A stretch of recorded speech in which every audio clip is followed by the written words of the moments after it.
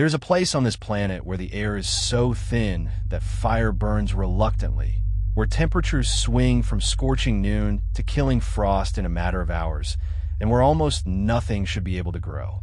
Andean Altiplano, a vast, wind-scoured plateau stretching across what is now Peru and Bolivia, suspended between 12,000 and 15,000 feet above sea level. And yet, something did grow here. Something small, ugly, and poisonous. Something that would quietly reshape the entire course of human civilization. We're talking about the potato, not the neat, clean, shrink-wrapped thing you find in a supermarket aisle. No, the original potato was a gnarled, bitter, toxic little nightmare of a tuber, barely larger than a walnut, laced with glycoalkaloids that could make you violently ill or, in sufficient doses, kill you. It grew wild in the rocky soils of the Andes, clustered in the shadows of boulders, surviving conditions that would have destroyed almost any other food crop on Earth. To understand why the potato exists at all, you first have to understand what the Andes demand. This is a mountain range that runs like a spine down the western edge of South America, nearly 4,500 miles from Venezuela to the southern tip of Chile. It is the longest continental mountain range on Earth. And the Altiplano, the high plateau cradled between its parallel ridges, is one of the most unforgiving environments humans have ever tried to inhabit. The air at 14,000 feet contains roughly 40% less oxygen than at sea level. Ultraviolet radiation is intense enough to blister exposed skin in minutes. Rainfall is sparse and unpredictable, and when night falls, temperatures regularly plunge below freezing, even in summer. Most cereal grains simply cannot survive here. Wheat fails, barley falters. Maize, the great crop of Mesoamerica, reaches its absolute altitude limit thousands of feet below. But the tuber endures. You see, potatoes do not need to flower and fruit to reproduce. They clone themselves underground, sending out stolons that swell into new tubers, each one a genetic copy of the parent. This strategy is ancient and elegant. Rather than gambling on pollinators and seeds, the potato simply buries its future beneath the surface, insulated from frost, sheltered from UV radiation, waiting in the cold, dark earth for the right moment to push up again. Wild potatoes, the ancestors of everything we eat today, belong to the species Solanum brevicol complex, a sprawling, tangled group of roughly 200 wild species scattered across the Americas. The ones that concerned early Andean peoples grew at altitudes where nothing else would. They were tiny, tough, and loaded with solanine and tomatine, glycoalkaloid compounds that the plant evolved specifically to discourage anything from eating it. Let's pause on that word, poison. Because the potato did not want to be eaten. It had spent millions of years perfecting its chemical defenses. The bitter taste of a wild tuber was not a flaw. It was a warning, a clear, molecular declaration, leave me alone. And for most of the animal kingdom, that warning worked beautifully. But then, approximately 10,000 years ago, something changed. Humans got desperate enough to ignore the warning. The earliest evidence of human interaction with wild potatoes comes from archaeological sites in southern Peru, near the shores of Lake Titicaca, that vast, impossibly blue lake sitting at 12,500 feet above sea level on the border of modern Peru and Bolivia. Starch grain analysis from stone tools found at sites like Jisquarimoco and the Quebrada Jagüey rock shelter suggests that people were processing wild tubers as early as 8,000 BCE. Think about that for a moment. 8,000 years before Christ. 4,000 years before the first stones of Stonehenge were raised. 3,000 years before the Egyptians started building pyramids. In the frozen highlands of a continent that the rest of the world would not even know existed for another 9.5 millennia, people were already crouched over fire pits, figuring out how to make a poisonous root safe to eat. And the methods they developed were ingenious. The simplest was repeated soaking and freezing. You take wild tubers, expose them to the killing frost of an Andean night, let them freeze solid, then thaw them in the morning sun and squeeze out the water. Repeat this cycle several times, and the glycoalkaloids leach away with the liquid. What remains is a dry, crumbly, nearly tasteless substance that can be stored for months, even years. This is the earliest form of chuno, and it may be the oldest food processing technology on Earth. But soaking and freezing wild tubers was a stopgap, a survival hack. The real revolution, the one that would take thousands of years, was domestication. Somewhere in the millennia between 800 and 1500 BCE, Andean peoples began the patient, generational work of selecting tubers with lower toxicity, larger size, and better taste. They were not scientists, at least not in the way we use the word, but they were experimenters. They were breeders, and they were extraordinarily good at it. The process was beautifully simple in theory and maddeningly slow in practice. Each season, a family would harvest their tubers, taste them, and set aside the least bitter ones for replanting. The following year, the offspring of those selected tubers would be tasted again, and the least bitter saved again. Generation after generation, century after century. The potato did not become edible overnight. It was dragged, tuber by tuber, out of toxicity and into the human food supply. What makes this even more remarkable is that these early Andean breeders were working entirely without writing, without formal agriculture science, and without any understanding of genetics. They operated on observation, taste, and a kind of inherited intuition passed from parent to child over dozens of generations. The knowledge was stored not on paper, but in practice, in the rituals and routines of planting and harvest, in the hands of women who selected seed tubers and the elders who remembered which hillsides yielded the sweetest roots. And they were not working with one variety. The genetic diversity of wild Andean potatoes is staggering. Modern botanical surveys have identified over 4,000 distinct varieties of potato cultivated across the Andes, ranging in color from deep purple to bright yellow to blood red, in shape from perfectly round to twisted and finger-like, in size from marbles to fists. Each variety is adapted to a specific altitude, a specific microclimate, a specific soil type. This is not monoculture. This is an entire botanical civilization. Consider the sheer range of environments the Andes present. Within a single river valley, you might descend from frozen tundra at 15,000 feet to subtropical forest at 3,000 feet in a matter of miles. Each altitude band has its own temperature regime, its own rainfall pattern, its own suite of pests and diseases. The early Andean farmers did not just domesticate one potato. They domesticated hundreds, each one a bespoke solution to a specific ecological problem. This is a concept that Andean anthropologists call verticality, the deliberate management of crops across multiple altitude zones. A single community might cultivate potatoes at high altitude, maize at middle elevations, and coca or peppers in the warm lowlands. The potato was the anchor of this system, the crop that thrived where nothing else would, the caloric foundation upon which everything else was built. Without the potato, verticality collapses. Without verticality, Andean civilization, as we know it, never emerges. Now, let's talk about something uncomfortable.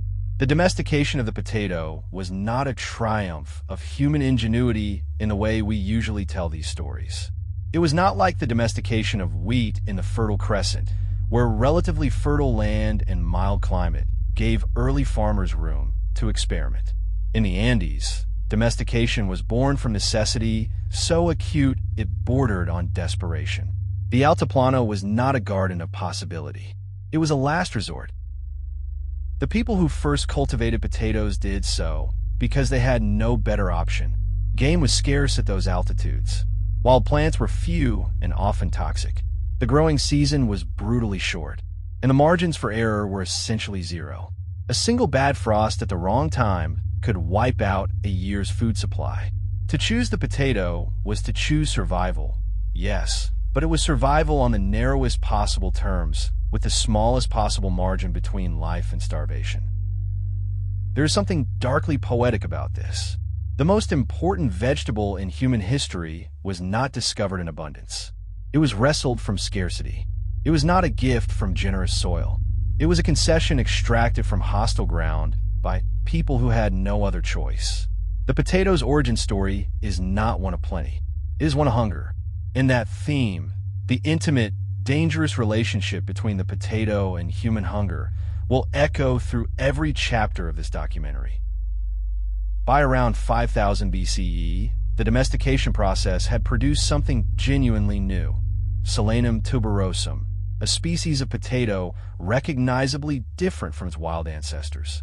Larger tubers, lower toxicity, better flavor, higher yields. It was still not a glamorous vegetable. It was still lumpy, dirty, and unglamorous. But it was safe to eat without elaborate processing, and that made all the difference. For the first time, the potato could be grown, harvested, cooked, and consumed in a single, streamlined cycle. Archaeological evidence from the period tells a story of rapidly expanding cultivation. Potato starch residues appear on grinding stones across a wider and wider geographic range. Settlement patterns shift, with communities establishing more permanent villages closer to the best potato growing soils. Storage pits, lined with stone and insulated with grass, begin to appear in the archaeological record. People were not just eating potatoes. They were planning around them, building their lives around them. And something else was happening too, something cultural. The potato was beginning to acquire meaning beyond mere nutrition. Early Andean pottery, dating to around 3000 BCE, features unmistakable representations of potatoes. Small, rounded forms with dimpled eyes, sometimes realistic, sometimes stylized into anthropomorphic shapes with limbs and faces. The potato was not just food.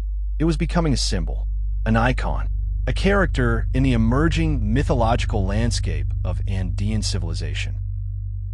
In the cosmology that was taking shape across the highlands, the potato belonged to the realm of Pachamama, the Earth Mother, the living, breathing entity that sustained all life.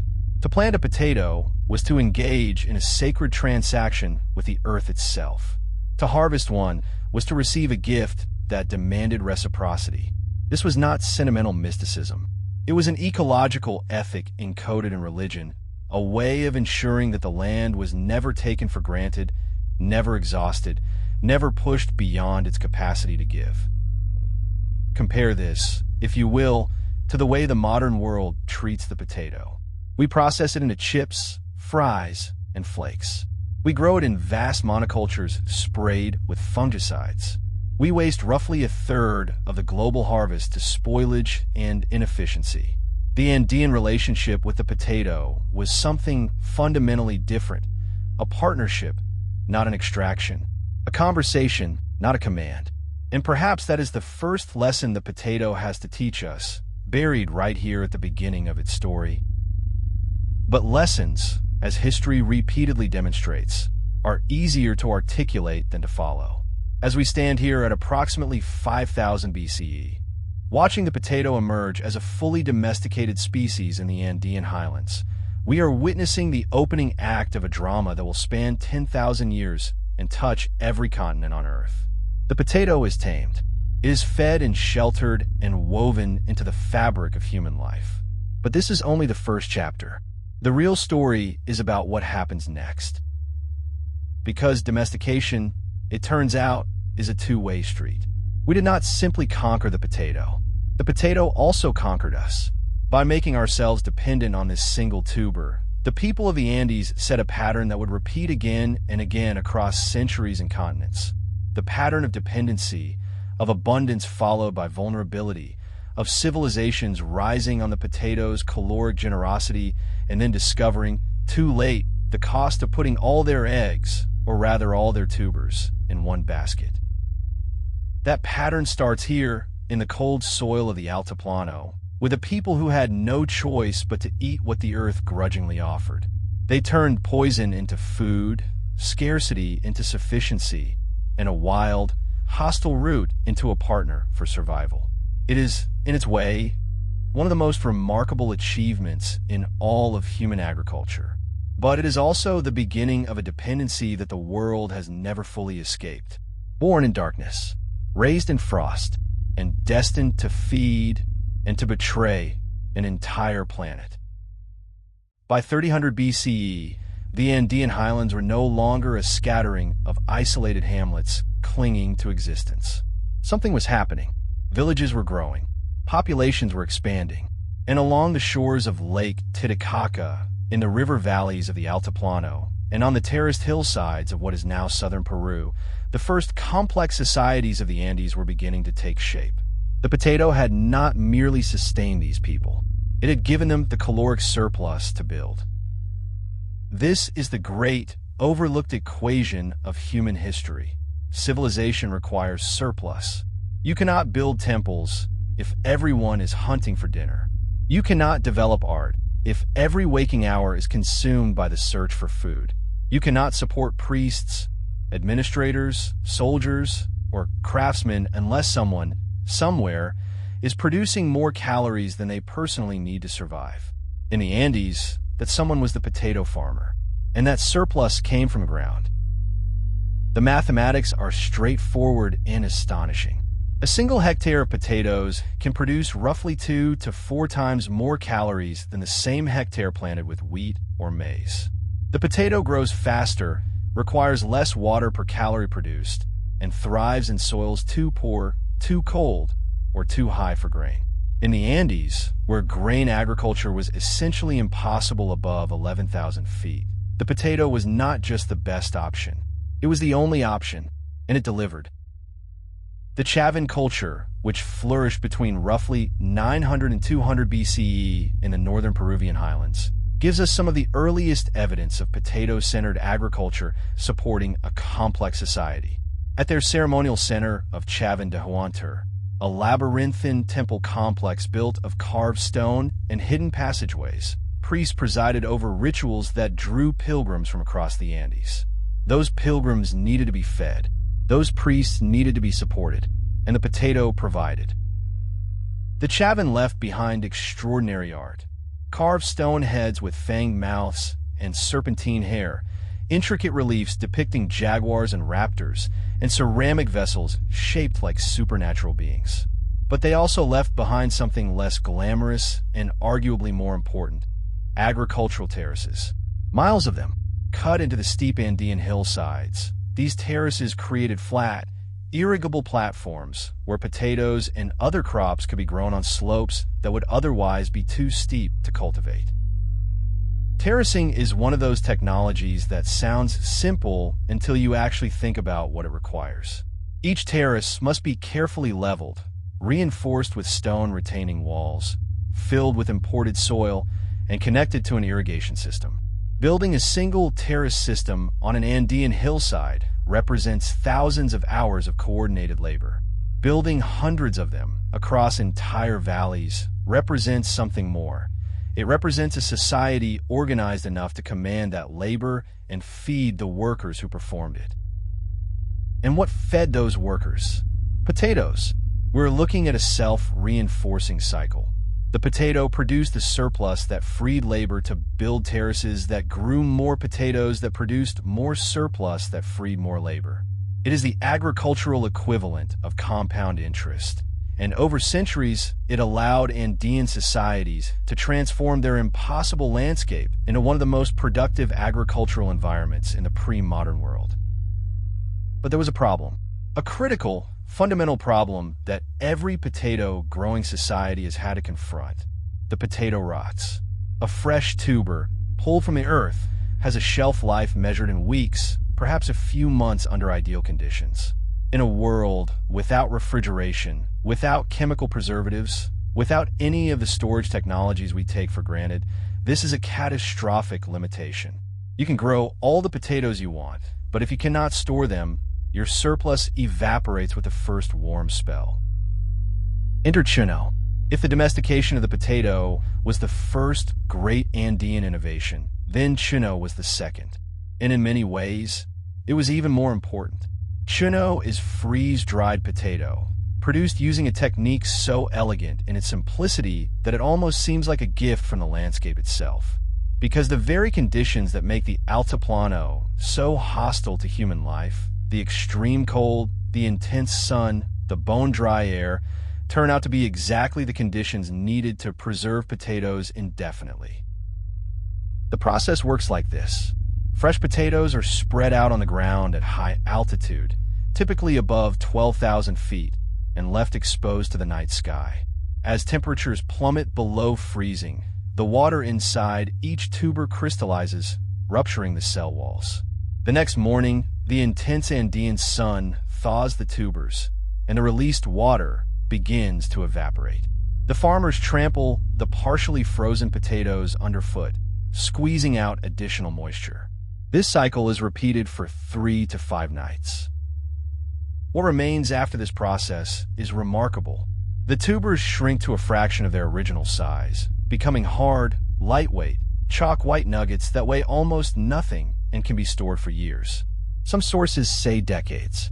The glycoalkaloids, those toxic compounds that once made wild potatoes dangerous, are largely destroyed or leached away in the process. Chino is, in essence, an ancient technology for turning a perishable, sometimes poisonous vegetable into an imperishable, perfectly safe one. Think about what this means in practical terms. Before Chino, a potato harvest was a race against time. Eat it or lose it.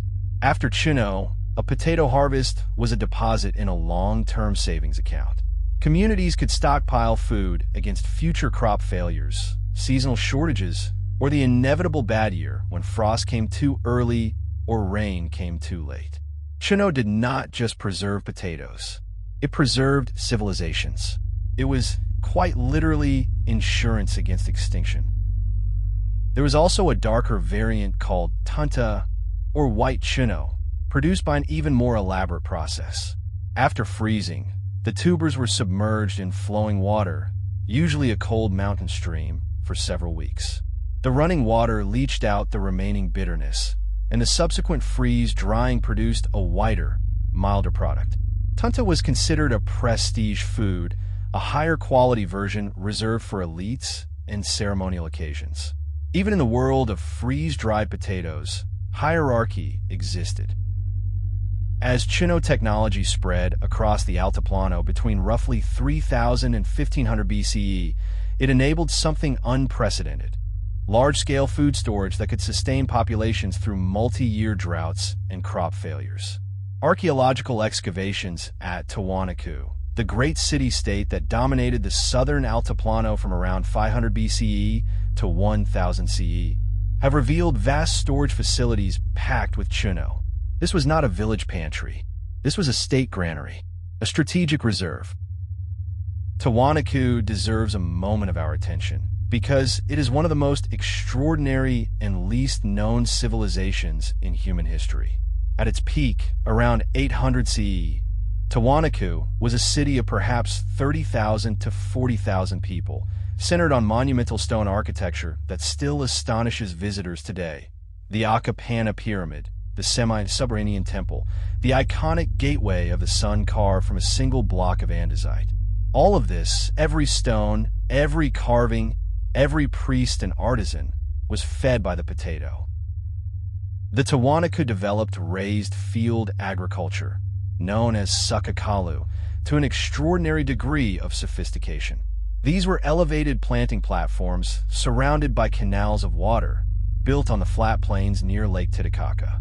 The water in the canals absorbed solar heat during the day and released it at night, creating a microclimate that protected potato crops from the killing frosts that would otherwise have destroyed them. It was, in essence, a pre-modern form of climate engineering designed to give the potato every possible advantage. Modern experiments recreating Tiwanaku raised fields have confirmed their effectiveness. Crops grown on reconstructed sakakala platforms produce significantly higher yields than those grown on flat ground using modern techniques. The ancient engineers of Tiwanaku had figured out something that 20th century agronomists had to rediscover: that the potato does not need chemicals to thrive. It needs understanding. It needs a partnership between farmer, soil, water, and climate. It needs intelligence. But Tiwanaku collapsed. Around 1000 CE, after roughly a millennium of dominance, the city was abandoned. The prevailing theory points to a prolonged drought that disrupted the agricultural systems the civilization depended upon. Lake Titicaca's water levels dropped dramatically. The raised fields dried out. The potato harvests failed. And without potatoes, without chuno, without the surplus that had sustained the priests, the builders, and the entire apparatus of state power, Tiwanaku simply ceased to function. There is a pattern here that we will see repeated throughout this documentary. The potato giveth, and the potato taketh away. Every civilization that builds itself upon this tuber enjoys a period of remarkable growth and prosperity, fueled by the potato's extraordinary caloric efficiency. But that same efficiency creates dependency, and dependency creates vulnerability. When the potato fails, whether from drought, disease, or human mismanagement, the consequences are not merely inconvenient. They are civilizational. Meanwhile, further north, other Andean cultures were developing their own relationships with the tuber. The Wari Empire, which dominated much of the central Peruvian highlands from roughly 600 to 1000 CE, built an extensive network of roads and administrative centers that relied heavily on stored chuno to feed armies and laborers on the move. The Wari understood something crucial, that an army does not march on courage. It marches on calories. And chuno, lightweight, imperishable, and energy-dense, was the perfect military ration. Consider the logistics. A wary soldier carrying a leather bag of chuno had access to thousands of calories weighing a fraction of what the equivalent fresh potatoes would have weighed. Chuno could be eaten dry, rehydrated and cooked into a porridge, or ground into flour and mixed with water to make a quick, calorie-dense paste. It did not spoil on long marches. It did not attract insects. It did not rot in the rain. In an era before canned goods, or MREs, chuno was quite possibly the most efficient portable food ever invented. The Wari and their contemporaries also refined the practice of vertical agriculture to an art form. A single Wari administrative center might oversee potato cultivation at high altitude, maize production at middle elevations, and the harvesting of tropical fruits and coca in the lowlands. Chuno was the bridge that connected these altitude zones, produced at the top, stored at the center, and distributed as needed. It was, in effect, the Andean equivalent of a currency, a form of edible wealth. We should not romanticize this. The labor that built terraces, produced chuno, and maintained the agricultural infrastructure of these civilizations was often coerced. The Andes were not a utopia. They were hierarchical societies in which elites extracted labor and surplus from commoners, sometimes brutally. The potato made this extraction possible. By the time we reach approximately 1000 CE, the potato has been a domesticated crop for roughly 6,000 years. It has fed villages, sustained city-states, fueled military campaigns, and become embedded in the religious and cultural life of Andean civilization. Hundreds of distinct varieties exist, each adapted to specific conditions, each carrying millennia of accumulated selection in its genes. The potato is, by any measure, one of the most successful domesticated plants on Earth. And yet, the wider world has no idea it exists.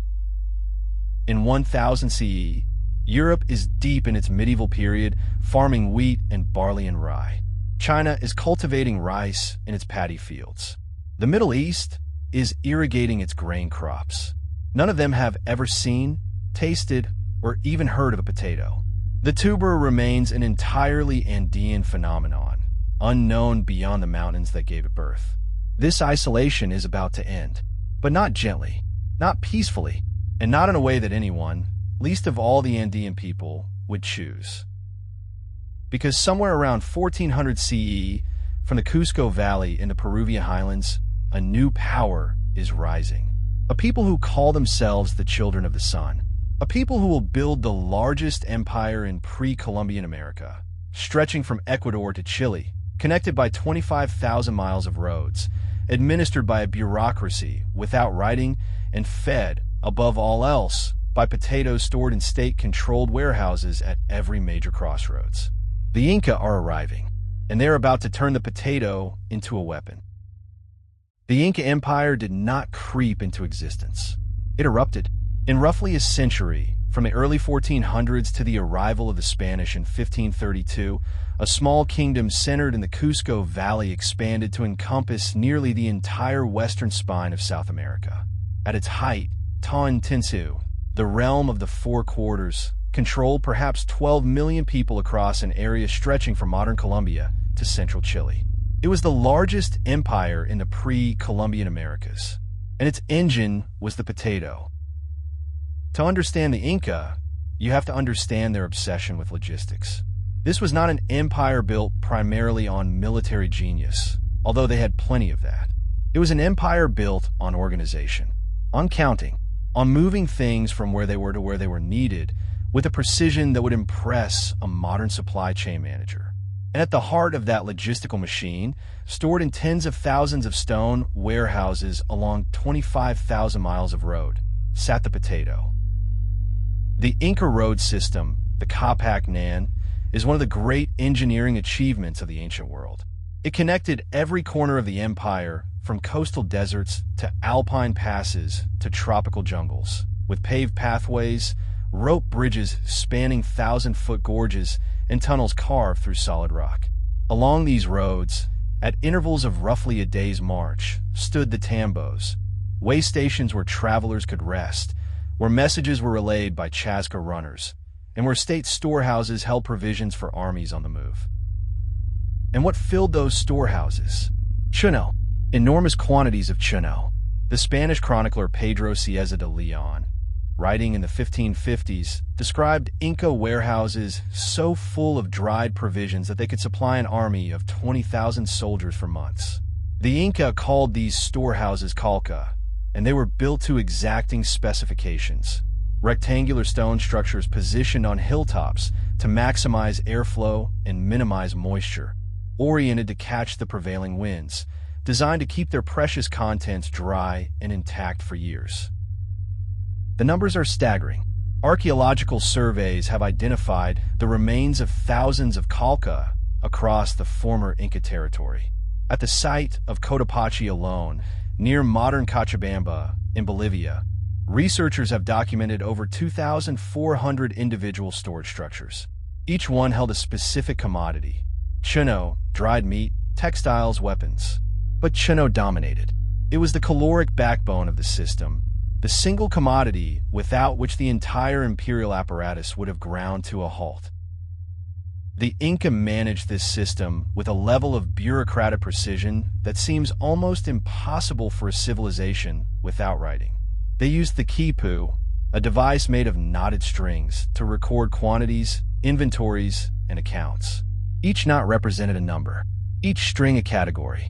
A skilled quipikamaic, a keeper of the quipu, could read and manipulate these records with the fluency of a modern accountant reading a spreadsheet. And a significant portion of what they counted was potatoes. The Inca state did not simply encourage potato farming. It mandated it. Through the MITA system, a form of labor tax, every household in the empire owed a certain number of days of work per year to the state. Much of this labor was directed toward agriculture, planting, tending, and harvesting potatoes on state-owned fields, then processing them into chuno and transporting the finished product to calca storehouses. The potato was not merely a crop. It was a form of tribute, a tax paid in tubers. This is where the story of the potato acquires a darker edge. The Inca Empire was, by many accounts, remarkably efficient. Its road network, its storage system, its administrative apparatus, all of these functioned with impressive reliability. But they functioned because millions of people were compelled to labor for the state. The potato, which had once been a communal crop grown by free villagers for their own sustenance, had become a tool of imperial extraction. The same tuber that fed the farmer also fed the system that controlled the farmer. Yet the Inca also invested heavily in agricultural innovation. They expanded the terrace systems they inherited from earlier civilizations, building them on a scale that dwarfs anything that came before. At Moray, Near Cusco, the Inca constructed a series of concentric circular terraces descending into a natural depression, each level creating a slightly different microclimate. Modern researchers believe Moray functioned as an agricultural laboratory, a place where different potato varieties were tested under controlled conditions to determine which performed best at which altitude. This is extraordinary. We are talking about a civilization that, without written scientific records, without greenhouses, without any of the apparatus of modern agronomy, was conducting systematic agricultural experiments. They were testing varieties, comparing yields, selecting for desirable traits. The Inca did not merely grow potatoes. They studied them. They optimized them. They approached potato agriculture with the rigor and intentionality of a research institution, centuries before such institutions existed in Europe. The potato also occupied a central place in Inca religion and cosmology. The Inca calendar was in significant part an agricultural calendar, and many of its most important festivals were timed to the potato growing cycle.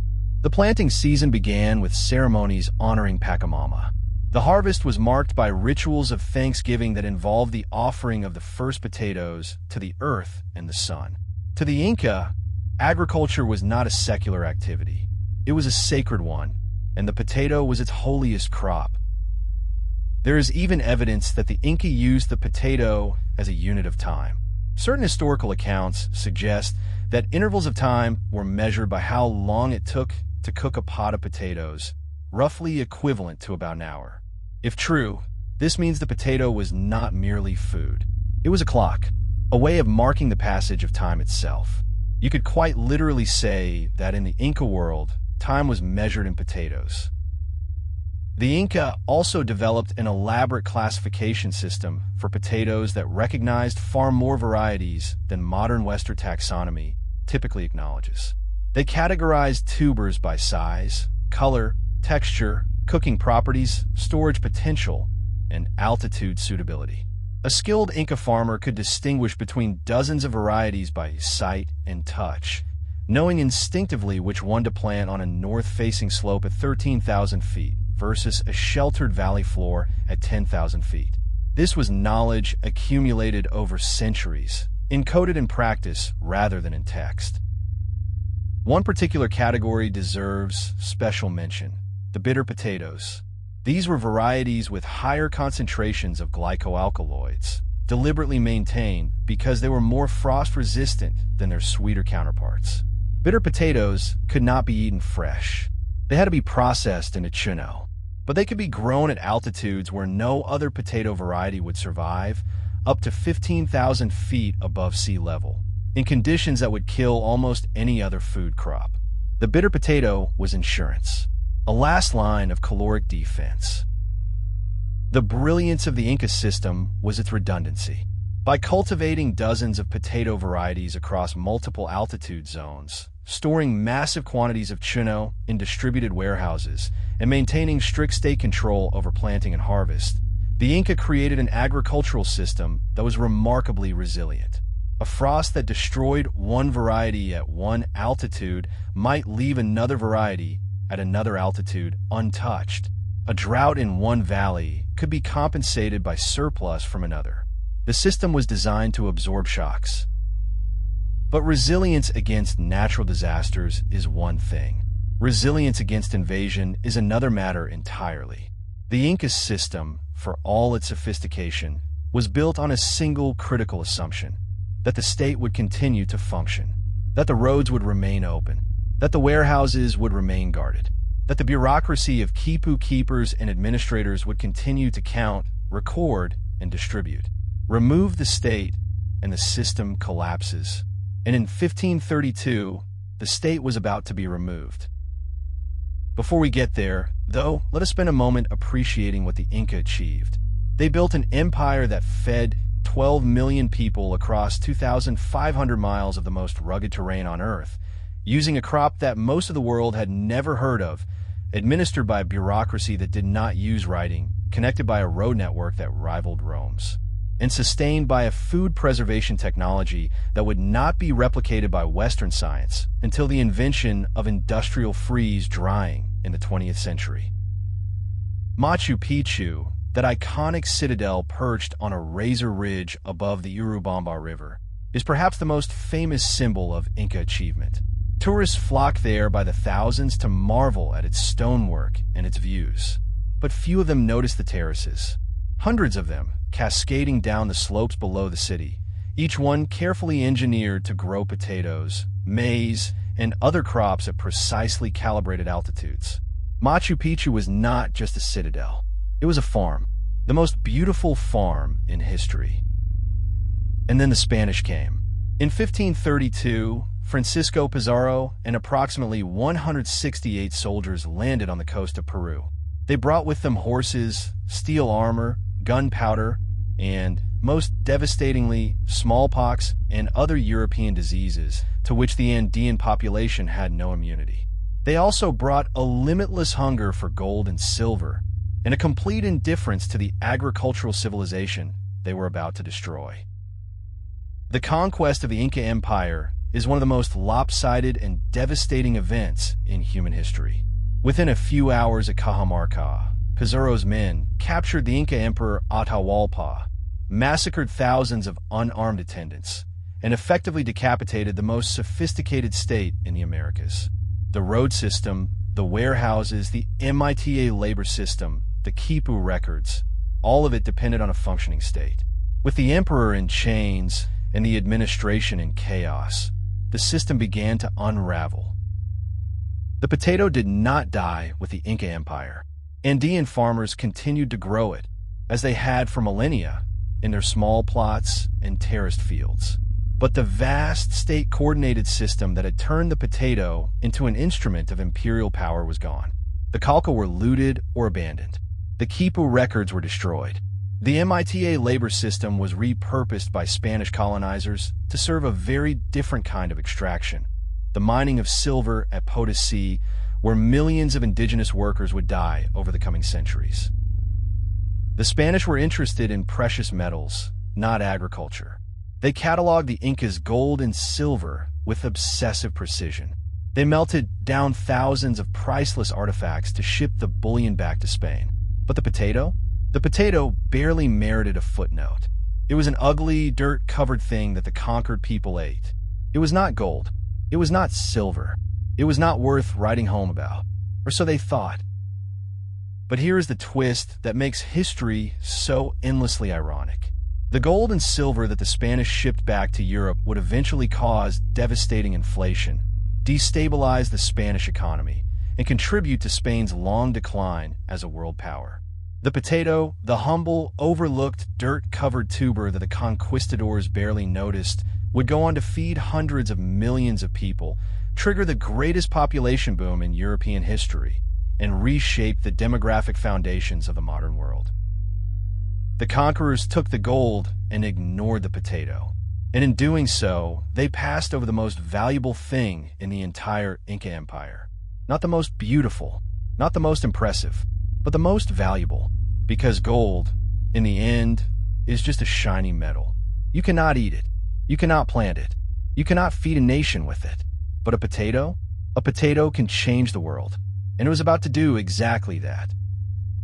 Somewhere in the cargo holds of Spanish ships returning to Europe, nestled among crates of silver and rolls of exotic textiles, a few unremarkable tubers were making the journey across the Atlantic. They had no labels. They had no champions.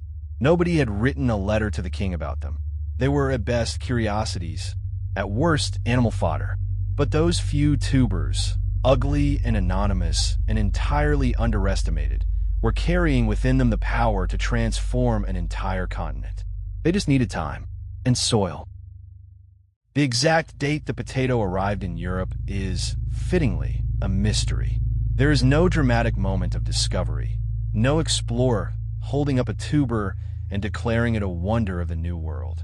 Instead, there is a fog of partial records, contradictory accounts, and scholarly arguments that have been going back and forth for centuries. What we know for certain is this. By the 1570s, potatoes were being grown in Spain. How they got there, and who brought them, remains a matter of educated guesswork. The most commonly cited narrative is that Spanish sailors or soldiers carried tubers back from Peru, probably as a cheap food source for the voyage. The potato was already known in the Canary Islands by the 1560s, used as a provision for ships traveling between Spain and the Americas. From the Canaries, it likely made the short hop to mainland Spain, where it appeared in hospital records and monastery accounts as an item purchased for feeding the poor and the sick. Hardly a triumphant debut. In 1573, we find one of the earliest written records of the potato in Europe. The account books of the Hospital de la Sangre in Seville list purchases of what appear to be potatoes, used to supplement the diet of patients.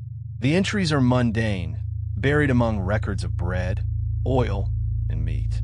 There is no fanfare, no recognition that this humble purchase represents the arrival of a crop that will eventually feed more Europeans than wheat. Just a line in a ledger. A few coins exchanged for a few tubers. From Spain, the potato began a slow, meandering journey across Europe. It traveled not through the channels of commerce or agriculture, but through the networks of Renaissance botany. Scholars, physicians, and collectors of exotic plants passed tubers and seeds among themselves like curious novelties, planting them in private gardens and monastery courtyards, sketching them in herbals, and debating what exactly this strange New World plant actually was.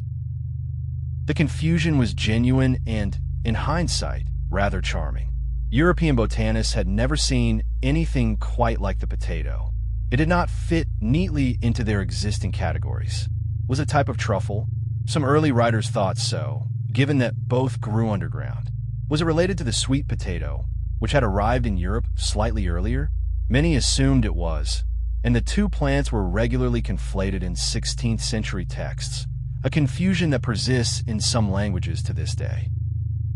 The great Swiss botanist Gaspard Behin gave the potato its first scientific name in 1596, Solanum tuberosum esculentum. It was Behin who correctly identified the potato as a member of the Solanaceae family, the nightshades. This was, botanically speaking, accurate, but it was also, culturally speaking, a disaster, because the nightshade family included some of Europe's most feared plants: deadly nightshade, henbane, mandrake, plants associated with poison, witchcraft, and death. To place the potato in the nightshade family was to condemn it by association. Never mind that tomatoes and eggplants are also nightshades. In the 16th century, tomatoes were widely believed to be poisonous in much of northern Europe, and eggplants were treated with suspicion. The nightshade family had a reputation, and it was not a good one.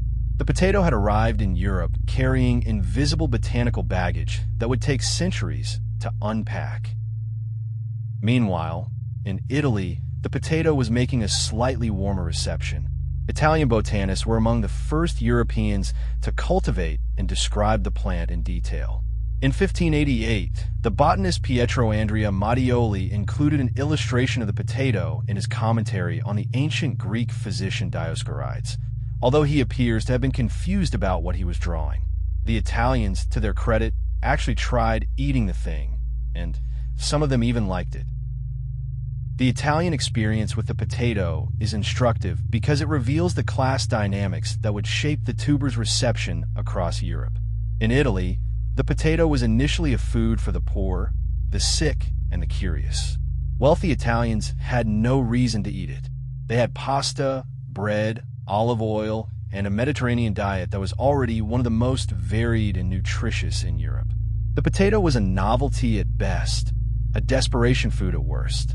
Its place was in the garden of the curious, not on the table of the powerful.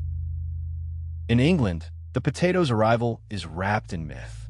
Popular legend credits Sir Walter Raleigh with introducing the potato to the British Isles, supposedly planting it on his estate at Myrtle Grove in Youghal, Ireland, around 1589. The story is almost certainly false, or at the very least wildly exaggerated.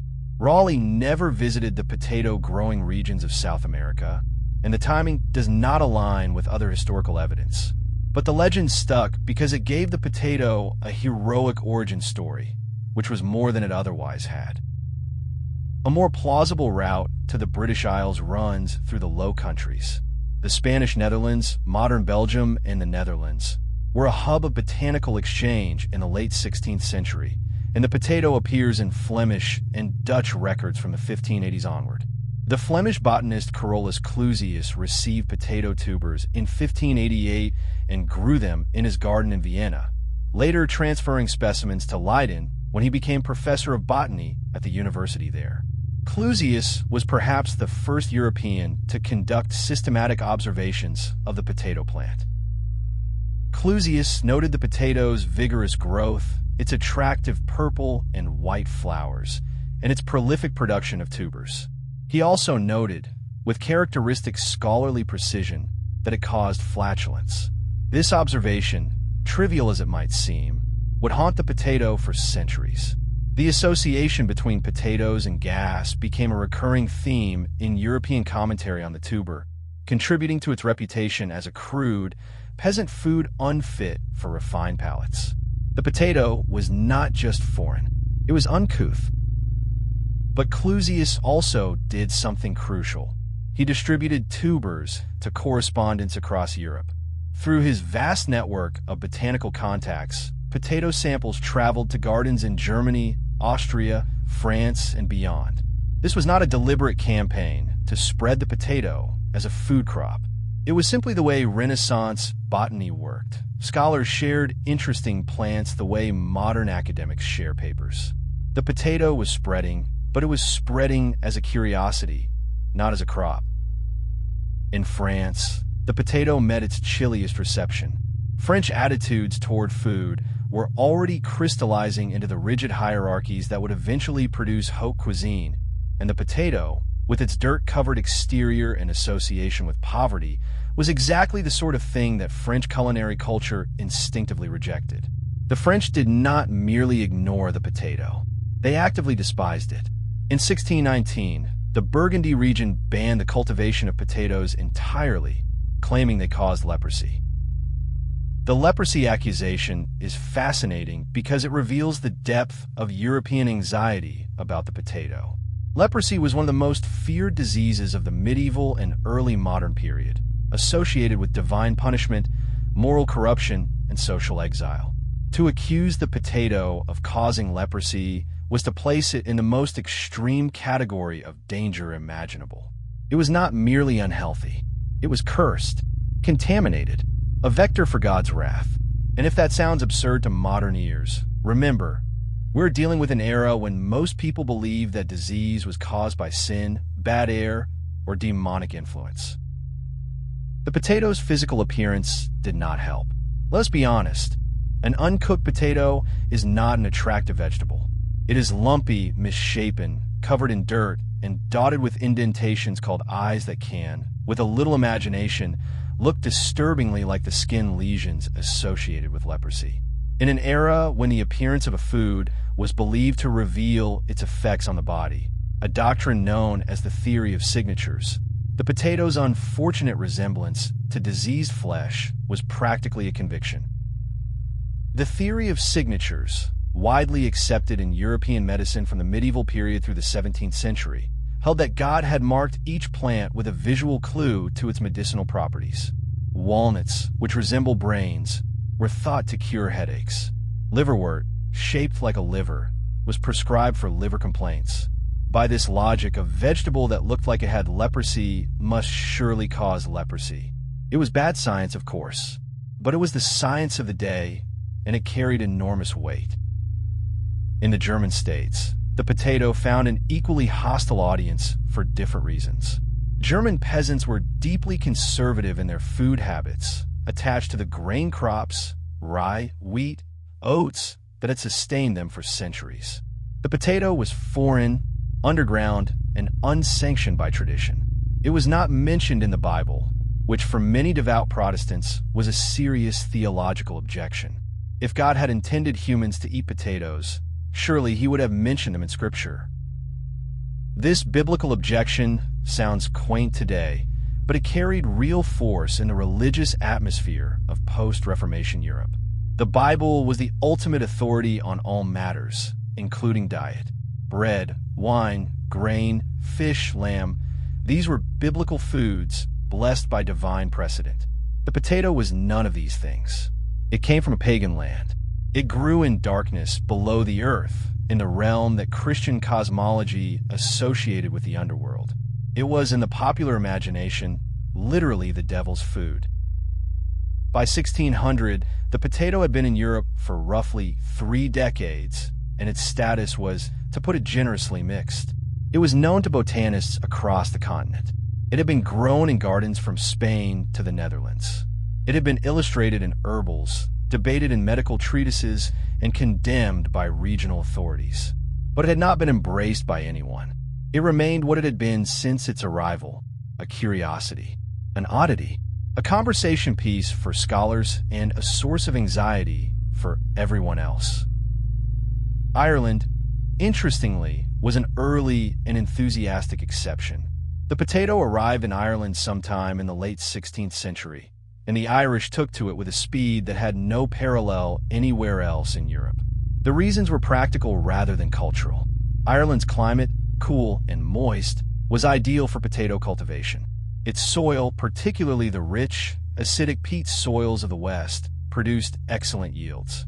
And most critically, Ireland's population was poor, oppressed, and desperately in need of a cheap, reliable source of calories. Under English colonial rule, Irish Catholics had been systematically stripped of their land, their rights, and their economic options. The penal laws confined the majority of the population to tiny rented plots on which they were expected to grow enough food to feed their families while also paying rent to absentee English landlords. On these minuscule holdings, the potato was a godsend. It produced more calories per acre than any grain. It could be grown in the poorest soils, and it required minimal equipment to plant and harvest. The Irish adoption of the potato was, in many ways, a rational response to an impossible situation. But it was also the beginning of a dependency that would have catastrophic consequences 2.5 centuries later. Every potato planted in an Irish field was both a solution and a trap. A solution to the immediate problem of hunger, and a trap that bound an entire population to a single crop with no genetic diversity and no backup plan. But that catastrophe lay far in the future. For now, the potato was saving Irish lives. Back on the continent, the potato was about to enter its most difficult period. The 17th century would see the full flowering of European hostility toward the tuber, a hostility that went far beyond practical concerns about nutrition or agriculture. This was ideological warfare. The potato was about to be cast as the villain in a drama that mixed theology, medicine, folklore, and fear into a toxic brew of rejection. The age of superstition was about to meet the vegetable from the underworld. What is remarkable, looking back, is how thoroughly Europe managed to resist a crop that was objectively superior to its existing staples in almost every measurable way. The potato produced more food per acre. It required less labor to cultivate. It was more nutritious than bread. It grew in soils too poor for grain. And yet, for nearly 200 years, most of Europe said no. Not because of evidence, not because of reason, but because of fear. The potato's long war against European prejudice was about to enter its darkest chapter. Picture Europe in the 17th century. This is a continent at war with itself, racked by religious conflict, plague, and famine. The 30 Years' War, which ravaged Central Europe from 1618 to 1648, killed an estimated 8 million people, many of them through starvation as armies systematically destroyed grain harvests and burned granaries. The Little Ice Age was tightening its grip, shortening growing seasons, and pushing temperatures downward. Hunger was not an occasional visitor to Europe. It was a permanent resident. And yet, in the midst of this suffering, most of Europe stubbornly refused to eat the one crop that could have alleviated it. The potato, sitting in scattered gardens and experimental plots across the continent, was producing abundant yields in poor soil and short growing seasons, exactly the conditions that were causing grain harvests to fail. But the cultural and psychological barriers to its adoption were immense. The potato was not just unfamiliar. It was actively feared, and that fear had deep, tangled roots. The first and perhaps most powerful source of resistance was religious. The potato grew underground, in darkness, hidden from the eye of God.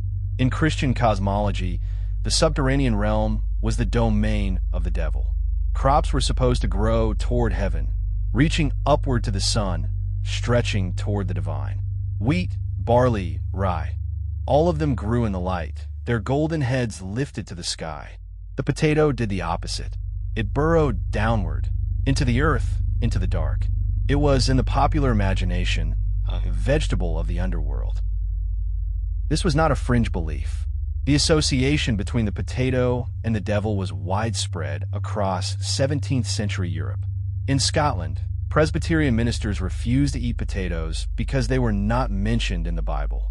In parts of Russia, the Orthodox clergy called them devil's apples, yabloko diavola, and warned their congregations that eating them was a sin. In France and the German states, folklore held that potatoes were the food of witches, that they grew where the devil had walked, that they could corrupt the soul of anyone who consumed them. The accusation of witchcraft was not an idle metaphor in 17th century Europe. This was the peak of the European witch trials, a period in which an estimated 40,000 to 60,000 people, overwhelmingly women, were executed on charges of sorcery. The association between the potato and witchcraft placed the tuber in genuinely dangerous territory. To grow potatoes, or to advocate for their consumption, was to risk being associated with dark forces in an era when such associations could be fatal.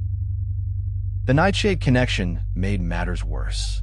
The potato's botanical cousins in the Solanaceae family included plants that were genuinely dangerous. Deadly nightshade, Atropa belladonna, could kill an adult with a handful of berries. Mandrake, Mandragora officinarum, was the subject of centuries of occult legend, its human-shaped root believed to scream when pulled from the earth. Henbane, Hyacinthus niger, was a narcotic poison used in folk medicine and, allegedly, in witches' flying ointments. The potato kept very bad company. Even the potato's own properties contributed to the suspicion. The above-ground parts of the potato plant, its stems, leaves, and the small green fruits that appear after flowering, are genuinely toxic. They contain solanine in concentrations high enough to cause nausea, vomiting, and, in extreme cases, death. If you ate the wrong part of a potato plant, you really could get sick. And in an era when botanical knowledge was imprecise and superstition filled the gaps, a few cases of poisoning from potato greens were enough to condemn the entire plant. Green potatoes themselves posed a real risk. When potato tubers are exposed to sunlight, they produce chlorophyll, turning green, and simultaneously increase their concentration of solanine. Eating a large quantity of green potato can cause symptoms ranging from gastrointestinal distress to neurological problems. Early European consumers, unfamiliar with the plant, may not have known to avoid green tubers. The resulting illness would have confirmed every dark suspicion they already harbored about the devil's vegetable. The leprosy theory, which we touched on in the previous chapter, reached its full expression in the 17th century. Multiple regions across Europe officially banned potato cultivation on the grounds that it caused leprosy. Besançon in France prohibited the growing of potatoes in 1630. The Parliament of Paris issued a similar ban. In parts of Switzerland and the German states, local authorities passed ordinances forbidding the planting of potatoes on communal land. These were not suggestions. They were laws backed by the full authority of the state. The logic behind the leprosy ban was, by the standards of the day, perfectly coherent. The potato was a nightshade. Nightshades were known to be toxic. The potato grew underground in filth. Leprosy was associated with filth and corruption. The potato's skin resembled the skin of a leper. Therefore, the potato caused leprosy. Each step in this chain of reasoning was wrong, but each step felt right to people operating within the medical and theological framework of the 17th century. Bad logic, sincerely held, is one of the most powerful forces in human history. There is also a class dimension to the potato's rejection that should not be overlooked. In the hierarchical societies of early modern Europe, what you ate was a marker of who you were. Bread, made from wheat, was the food of civilization. White bread was for the wealthy. Dark bread was for the poor. But even the poorest European peasant ate bread of some kind, and that bread connected them, however tenuously, to the cultural and religious traditions of a grain-eating civilization stretching back to the ancient world. The potato threatened this entire system of meaning. It was not a grain. It could not be made into bread, at least not easily. It had no place in the sacrament of communion. It had no heritage in European tradition. To eat the potato was, in a very real cultural sense, to step outside civilization, to descend from the table of bread eaters to the trough of root grubbers. No wonder the European peasant resisted. Accepting the potato meant accepting a demotion in the hierarchy of human dignity. This cultural resistance was reinforced by the opinions of Europe's intellectual elite. Medical authorities, drawing on the ancient Greek theory of humors, classified the potato as cold and moist, a combination associated with phlegm, sluggishness, and moral weakness. The Swiss physician Theodor Zwinger wrote in 1696 that potatoes produced thick, crude blood and an inclination toward melancholy. Other writers blamed potatoes for flatulence, sexual impotence, and general stupidity. Eating potatoes, it seemed, made you dull, fat, gassy, and sad. At the same time, and with wonderful hypocrisy, other writers accused the potato of the opposite, of being an aphrodisiac. Shakespeare, in The Merry Wives of Windsor, has Falstaff cry out, "Let the sky rain potatoes," in a passage widely interpreted as a reference to the potato's supposed ability to enhance sexual desire. The sweet potato, not the regular potato, is more likely what Shakespeare meant, but the confusion between the two was common. Either way, being simultaneously blamed for impotence and aphrodisia is a uniquely potato level of absurdity.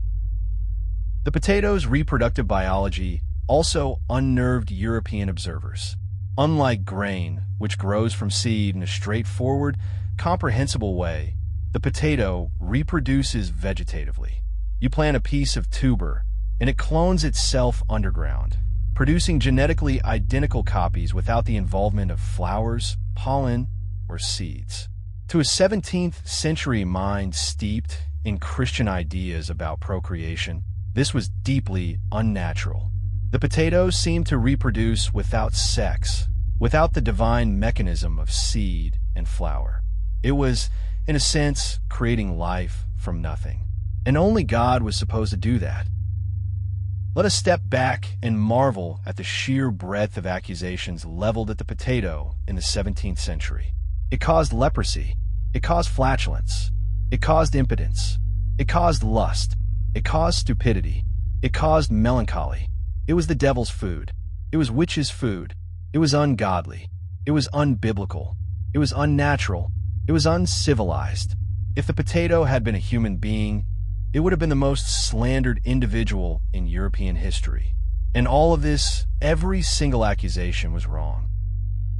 While continental Europe raged against the potato, a quieter story was unfolding in Ireland. By the mid-17th century, the Irish peasantry had embraced the potato with a thoroughness that was, in the context of European attitudes, almost defiant. The reasons remained stubbornly practical. Ireland's climate was perfect for potatoes.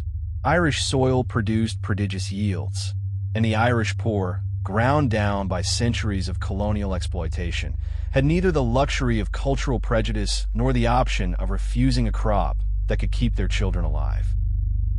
By 1650, the potato was the dominant food crop in much of Western and Southern Ireland. An average Irish laborer consumed 7 to 14 pounds of potatoes daily, supplemented by a little milk or buttermilk. This diet was, nutritionally speaking, surprisingly adequate. Potatoes provide nearly all the vitamins and minerals the human body needs, and when supplemented with dairy, they create a diet capable of sustaining hard physical labor for years.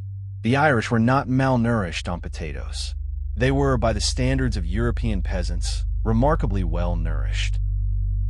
But the Irish relationship with the potato was being shaped by forces beyond nutrition.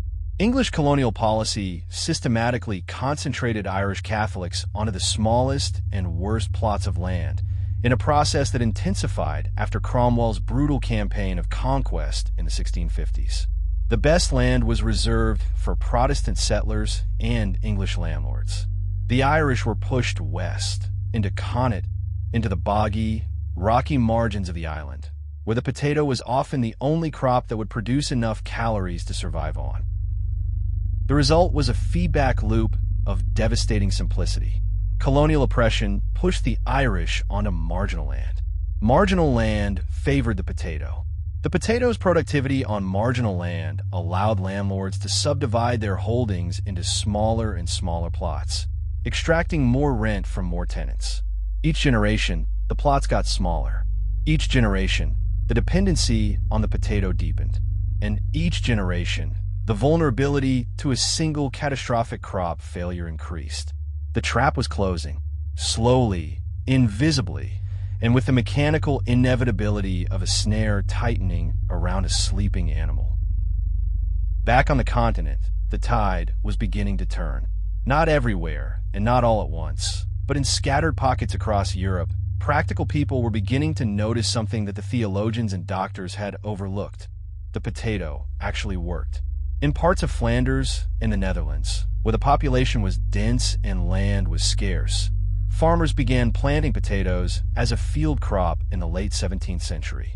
They did not do this because they loved the potato. They did it because they were hungry. The English, despite their general hostility to the potato as a human food, found a use for it that foreshadowed the tuber's eventual acceptance: animal feed. By the late 17th century, English farmers were growing potatoes to feed pigs and cattle, a practice that was both practical and psychologically convenient. If the potato was good enough for animals, it occupied a safe position in the food hierarchy, below human dignity, but not entirely useless. It was a first step, however grudging, toward acceptance. The 17th century also saw the potato become entangled in the political violence of the English Civil War and the Williamite Wars in Ireland. Soldiers on both sides encountered potatoes in the field, sometimes literally. Armies campaigning in Ireland found that the potato crop, unlike grain, could not be easily destroyed by burning. Grain stood above ground, visible and vulnerable. Potatoes hid underground, invisible and resilient. You could burn a wheat field in minutes. Digging up a potato field took days. In wartime, the potato's invisibility was a survival advantage. This military observation would prove crucial in the potato's eventual acceptance. In an era of constant warfare, when armies routinely destroyed crops as a strategy of conquest, a food source that could survive military devastation was not merely useful. It was strategically vital. The potato was, in effect, a war-proof crop.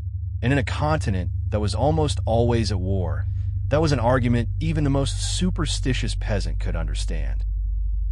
As the 17th century drew to a close, the potato's position in Europe remained paradoxical. It was simultaneously everywhere and nowhere, grown in gardens across the continent, yet rejected as a field crop by most farmers, known to every botanist, yet feared by most ordinary people, saving Irish lives by the thousands, yet condemned as the devil's food by Protestant and Catholic clergy alike. The potato had survived its first century in Europe, but it had not conquered. Not yet. But the world was changing. The scientific revolution was undermining the old certainties. The Enlightenment was beginning to replace superstition with reason, theology with empiricism, fear with curiosity. A new generation was coming, a generation that would look at the potato and see not a devil's apple, but a solution. And they would not ask Europe politely to try the potato. They would force it down Europe's throat with royal edicts, propaganda campaigns, and, in at least one famous case, an elaborate psychological trick involving armed guards and a strategically unguarded field. The age of fear was ending. The age of the potato evangelists was about to begin, and it would be, in its own way, just as dramatic, just as unlikely, and just as consequential as anything that had come before. Because convincing an entire continent to eat a vegetable it had spent 150 years calling satanic was going to require more than just good arguments. It was going to require genius, deception, and a willingness to play very, very dirty. The 18th century opened a new chapter, not just for the potato, but for the entire way human beings thought about the world. This was the Enlightenment, the age of reason, when philosophers, scientists, and monarchs across Europe began dismantling the superstitions and dogmas that had governed life for centuries.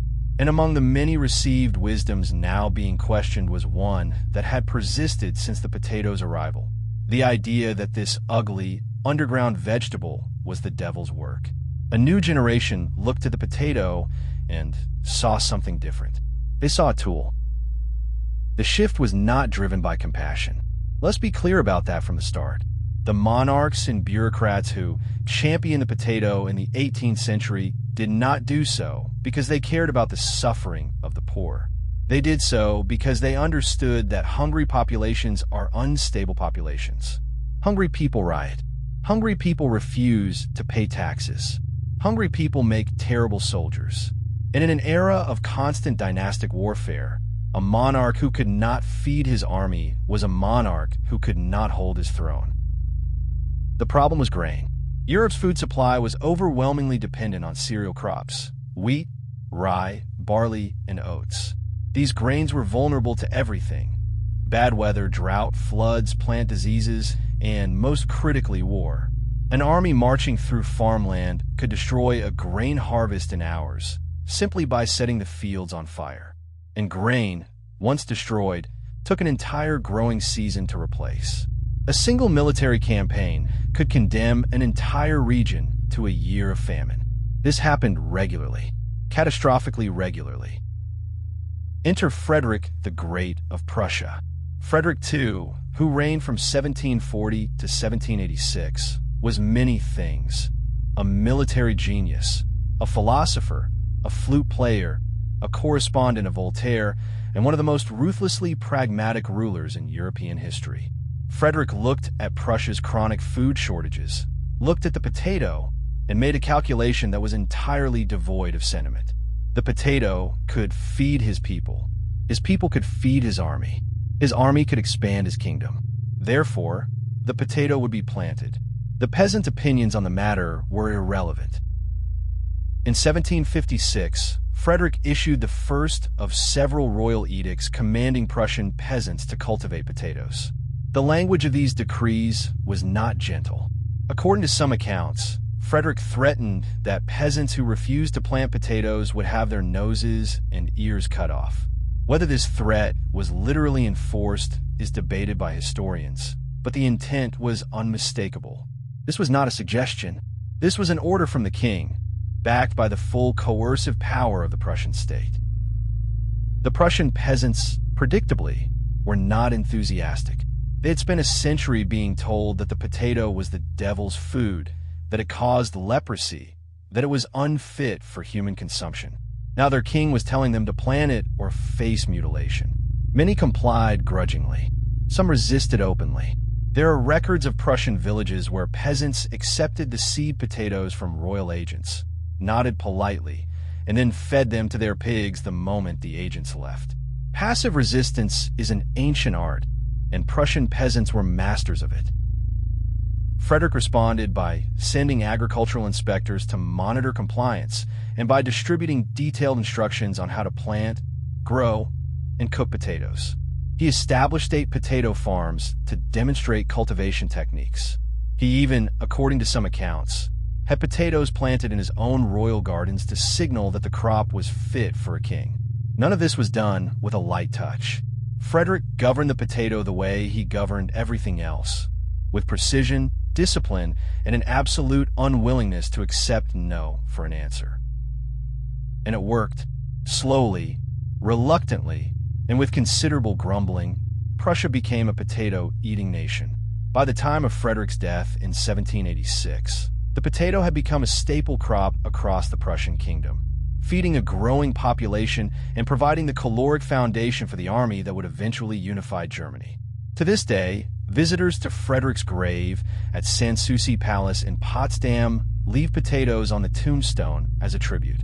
It is a touchingly humble gesture for a king and a testament to the power of agricultural policy enforced at the point of a bayonet. But if Frederick's approach to potato evangelism was the blunt instrument, then the story of Antoine Augustin Parmentier in France was the rapier. Parmentier is arguably the most important figure in the entire history of the potato in Europe, and his life story reads like a novel that no one would believe if it were fiction. Born in 1737 in Montdidier, a small town in northern France, Parmentier trained as a pharmacist and served in the French army during the 7 Years' War. During the war, Parmentier was captured by the Prussians, and in a Prussian prisoner of war camp, he was fed a diet consisting almost entirely of potatoes. This was, remember, Frederick's Prussia. The potato was now standard military and prison fare. For Parmentier, this experience was transformative. He arrived in captivity expecting to be poisoned or starved. Instead, he discovered that the potato sustained him perfectly well. He survived the war healthy and adequately nourished, and he returned to France with a mission: to convince his countrymen that the potato could save them from famine. This was no small ambition. France, remember, was the country that had banned potato cultivation on the grounds that it caused leprosy. The Parliament of Paris had prohibited the growing of potatoes as recently as 1748. French culinary culture viewed the potato with a contempt bordering on revulsion. For a pharmacist of modest social standing to challenge these entrenched attitudes required not just courage, but extraordinary tactical intelligence. And Parmentier had both in abundance. Parmentier's first move was scientific. In 1772, the Academy of Besançon held a competition asking what plants might serve as alternative food sources in times of famine. Parmentier entered and won, with a paper arguing passionately for the potato. The paper was rigorous, well argued, and backed by Parmentier's personal experience as a prisoner of war. It attracted the attention of the French scientific establishment and, crucially, of King Louis XVI and Queen Marie Antoinette. What followed was one of the most brilliant public relations campaigns in the history of food.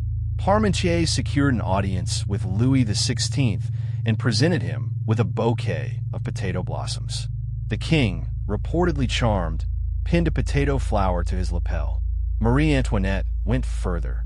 She wore potato blossoms in her hair at a court ball. Overnight, the potato flower became a fashion accessory among the French aristocracy. It was pure theater, and it was genius. By associating the potato with royal glamour, Parmentier was attacking the tuber's biggest weakness, its image. But Parmentier's masterstroke was yet to come. In 1785, he persuaded the king to grant him a plot of notoriously poor, sandy soil at the Plain de Sablons near Paris. There, he planted 50 acres of potatoes. And then he did something brilliantly counterintuitive. He posted armed soldiers around the field during the day, with strict orders to guard the crop as though it were treasure. But at night, on Parmentier's secret instructions, the guards withdrew. The psychology was exquisite.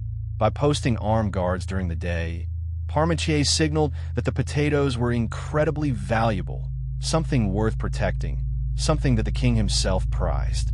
By withdrawing the guards at night, he gave the local peasants the opportunity to sneak in and steal the tubers.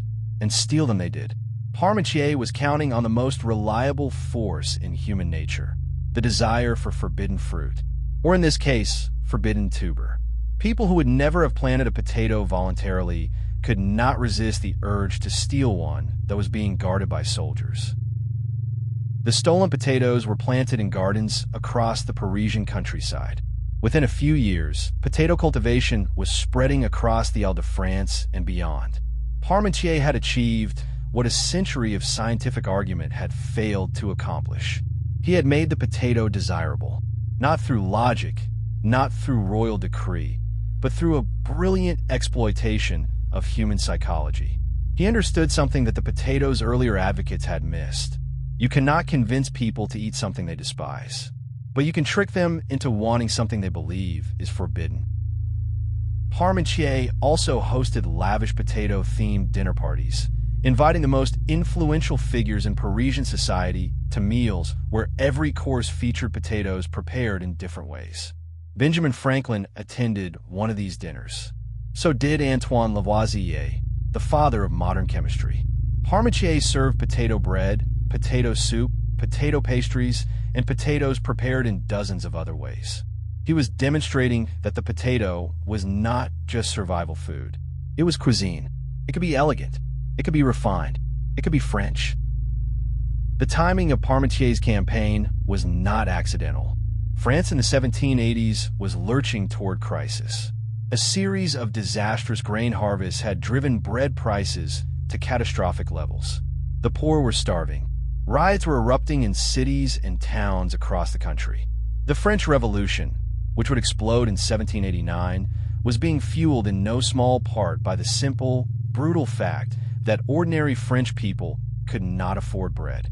Parmentier's potato campaign was, in this context, not just agricultural advocacy. It was a desperate attempt to prevent societal collapse. He failed to prevent the revolution, of course. No amount of potatoes could have defused the political powder keg that France had become by 1789. But the potato did gain a foothold in France during the Revolutionary and Napoleonic periods, partly because the disruption of traditional agriculture left people with no alternative, and partly because the new revolutionary government, which had executed the king and queen who had worn potato blossoms, nevertheless continued Parmentier's work of promoting the tuber as a democratic food for the people. Today, Parmentier's name is immortalized in French cuisine. Hachis Parmentier, the French equivalent of shepherd's pie, is named in his honor. A Paris metro station bears his name. His grave in Père Lachaise Cemetery is reportedly surrounded by potato plants, tended by grateful admirers. For a man who spent his life fighting French contempt for the potato, this is a rather satisfying posthumous victory. The French may have taken 2 centuries to accept the potato, but once they did, they gave it a metro stop. That is about as French as acceptance gets. Across Europe, similar campaigns were underway, if less theatrically brilliant than Parmentier's. In Spain, the government distributed potato seeds to provincial governors with instructions for cultivation. In Sweden, Jonas Alstromer championed the potato against fierce resistance from peasants who preferred their traditional turnips. In the Habsburg Empire, Maria Theresa and her son Joseph II promoted potato cultivation as a matter of state policy, distributing tubers to reluctant farmers and publishing pamphlets explaining how to prepare them. The pattern was remarkably consistent across national borders. In every country, the potato's adoption followed the same trajectory: initial introduction, popular rejection, official promotion, grudging acceptance, and finally, enthusiastic embrace. The timeline varied. The cultural specifics differed. But the basic arc was the same everywhere because everywhere, the fundamental dynamics were identical. Populations were growing, grain was unreliable, land was limited, and the potato was simply, mathematically, undeniably, the most efficient way to convert soil into food. By the 1780s, the potato had achieved what would have seemed impossible a century earlier. It was being cultivated as a serious field crop across most of northern and central Europe. Not universally loved, not yet a dietary staple for everyone, but planted, grown, harvested, and eaten by millions of people who, a generation before, would have crossed themselves at the sight of it. The evangelists, from Frederick with his threats of amputation to Parmentier with his stolen tubers, had won their war. But they had also, unknowingly, set a fuse. The potato's caloric abundance was about to trigger a population explosion of unprecedented scale, one that would reshape the demographics of Europe, create vast new populations of the rural poor, and establish the conditions for the greatest agricultural catastrophe in modern history. The evangelists had given Europe the potato. They had not given Europe the wisdom to use it safely. And the difference between those two things was about to be measured in millions of lives. Something was happening to Europe, something that demographers and historians would spend the next 2 centuries trying to fully explain. Starting in the mid-18th century and accelerating through the early 19th, the population of Europe began to surge. Between 1750 and 1850, the population of Europe roughly doubled, growing from approximately 140 million to nearly 270 million people. This was not a gradual increase. It was an explosion concentrated among the poorest classes, in the rural areas, in precisely the regions where a new crop had recently been introduced.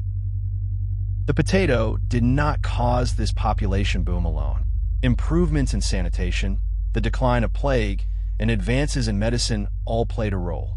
But historian after historian has identified the potato as the single most important factor. The reason is simple arithmetic. Before the potato, a European peasant family needed roughly 5 acres of grain to feed itself. After the potato, the same family could survive on 1 to 2 acres. The potato did not just add food to the European diet. It multiplied the number of people that each acre of European soil could sustain. The numbers are almost absurd. A single acre of potatoes, cultivated with nothing more than a spade and some manure, could produce enough calories to feed a family of 6 for an entire year. The same acre planted with wheat would feed perhaps 2 people, and only if the harvest was good, which in 18th century Europe, it frequently was not. The potato was not incrementally better than grain. It was exponentially better. It was, calorie for calorie, the most efficient food production system available to pre-industrial agriculture. And this is where the story turns dark. Because the potato's extraordinary efficiency had a consequence that its champions had not anticipated. It enabled landlords, governments, and economic systems to push the rural poor into ever smaller margins of existence.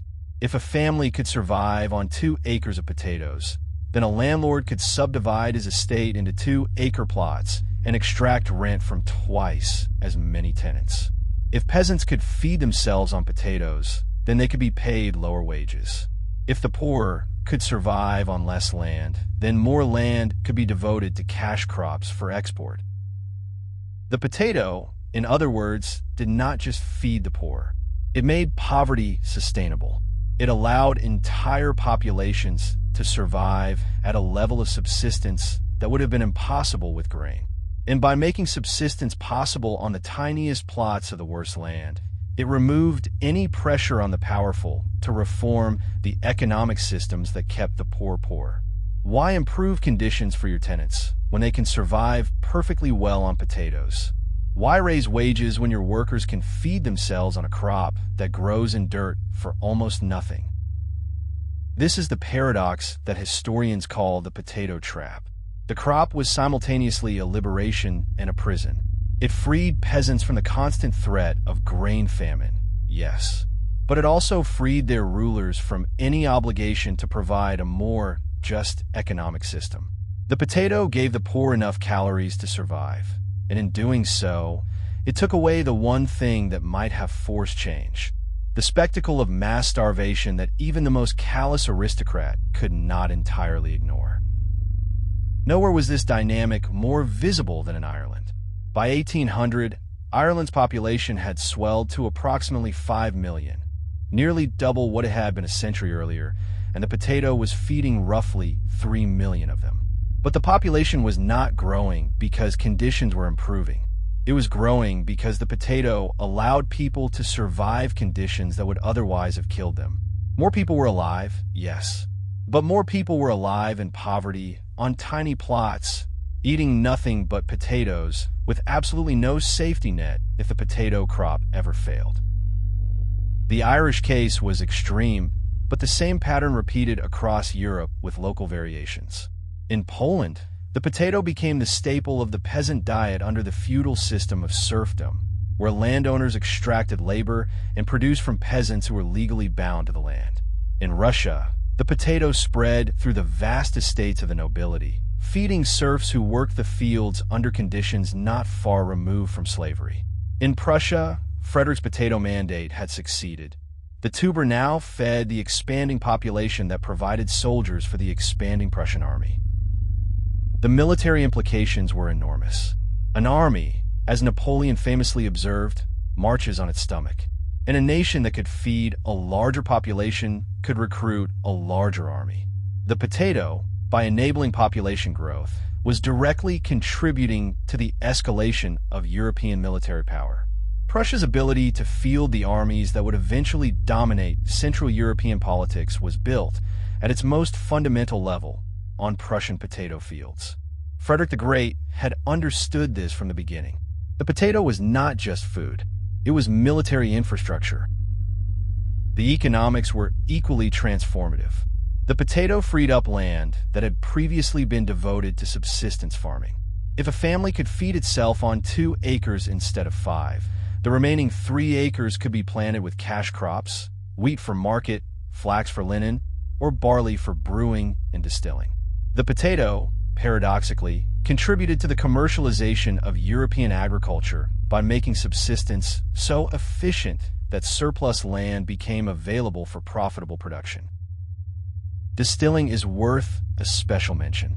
The potato turned out to be an excellent raw material for the production of spirits. Potato vodka in Poland and Russia, potato schnapps in the German states, potato-based poison in Ireland. Across Europe, the potato was being transformed not just into food, but into alcohol. This had complex consequences. On one hand, distilling added economic value to the potato crop and provided income for farmers.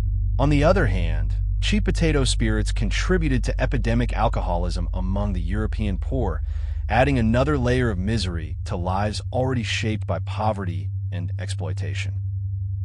In Russia, the connection between potatoes and vodka would become so economically important that the state eventually took control of vodka production as a government monopoly. Potato vodka was cheap to produce, easy to tax, and consumed in vast quantities by a population that had few other sources of comfort. The Tsarist government profited enormously from potato vodka sales, while simultaneously lamenting the drunkenness of the Russian peasantry. It was a relationship built on exploitation at every level, and the potato was at the bottom of the entire pyramid. Meanwhile, the potato was quietly transforming the nutritional landscape of Europe. This is one of those facts that sounds too good to be true, but it is backed by substantial scientific evidence. The potato and milk diet, the standard fare of the Irish peasantry, was one of the most nutritionally complete diets available in pre-modern Europe. Potatoes provide nearly all essential vitamins and minerals, including significant amounts of vitamin C, potassium, iron, and B vitamins. When supplemented with dairy, which provides the vitamin A and protein that potatoes lack, the diet is remarkably balanced. Contemporary observers noted that the Irish peasantry, despite their crushing poverty, were often taller, healthier, and more physically robust than their English counterparts who ate a more varied but less nutritious diet of bread, cheese, and occasional meat. Arthur Young, the English agricultural writer who toured Ireland in the 1770s, remarked with surprise that Irish laborers appeared strong and vigorous despite eating almost nothing but potatoes. The potato was, nutritionally speaking, a better staple food than the bread that Europeans have been eating for thousands of years. But nutrition and security are not the same thing. A diet that keeps you healthy in good times is worthless if it collapses entirely in bad times. And the potato diet, for all its nutritional completeness, had a fatal structural weakness.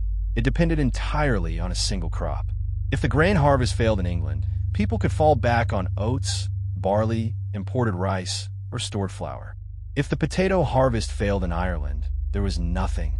No backup, no alternative, no plan B, just hunger. The vulnerability was compounded by genetics. When the potato crossed the Atlantic to Europe, it arrived with only a tiny fraction of the genetic diversity that existed in the Andes. The thousands of varieties cultivated by Andean farmers were reduced through the bottleneck of transatlantic transmission to a handful of closely related cultivars. Most of the potatoes grown in Europe by the 18th century were descended from a very small number of plants, and they were genetically almost identical. This is the nightmare scenario of plant biology, a vast monoculture of clones, all equally susceptible to the same diseases. In the Andes, if a disease attacked one potato variety, dozens of others, genetically different and therefore differently resistant, would survive. The genetic diversity of the Andean potato system was its insurance policy, built over 10,000 years of careful selection. Europe had no such insurance. Its potatoes were genetically uniform, planted in vast fields of identical clones, each one carrying the same vulnerabilities as every other. It was a system designed for efficiency, but it was also a system designed for catastrophe. Some voices warn of the danger. The English political economist Thomas Malthus, writing in 1798, explicitly identified the potato as a potential catalyst for demographic disaster. Malthus argued that the potato's ability to support large populations on small plots of land would encourage population growth beyond the land's long-term carrying capacity. When the inevitable crisis came, whether from crop failure or overpopulation, the result would be famine on a scale proportional to the population the potato had enabled. Malthus was not wrong. He was simply early. But warnings from economists are easy to ignore when bellies are full and populations are booming. And by the turn of the 19th century, Europe's belly was very full indeed. The potato had become the dominant food crop for vast swathes of the continent's rural poor. In Ireland, 3 million people depended on it almost exclusively. In the Low Countries, in Poland, in Prussia, in Russia, hundreds of millions more relied on it as a critical component of their diet. The potato had won its long war against European resistance, and now was everywhere. The potato had given Europe something it had never had before, a reliable, abundant, cheap source of calories that could feed more people on less land than any grain. It had powered a population explosion. It had filled the ranks of armies. It had fueled the early stages of industrialization. It had made poverty survivable, if not comfortable. In a sense, the potato had made modern Europe possible, but it had done so by creating a dependency so deep, so pervasive, and so structurally fragile that a single biological event could unravel it entirely. And that biological event was coming. Somewhere in the highlands of central Mexico, a water mold called Phytophthora infestans was quietly mutating, adapting, and preparing for a journey across the Atlantic that would kill 1 million people and displace millions more. The potato had built its empire, and Phytophthora infestans was about to tear it down. But first, we need to look closely at the place where the catastrophe would strike hardest, the place where the potato dependency was most extreme, most total, and most lethal. We need to look at Ireland. To understand what happened to Ireland, you have to understand Ireland. Not the postcard version, not the rolling green hills and charming stone walls and cheerful pub songs. The real Ireland, the Ireland of the early 19th century, which was one of the poorest, most oppressed, and most dangerously fragile societies in Western Europe.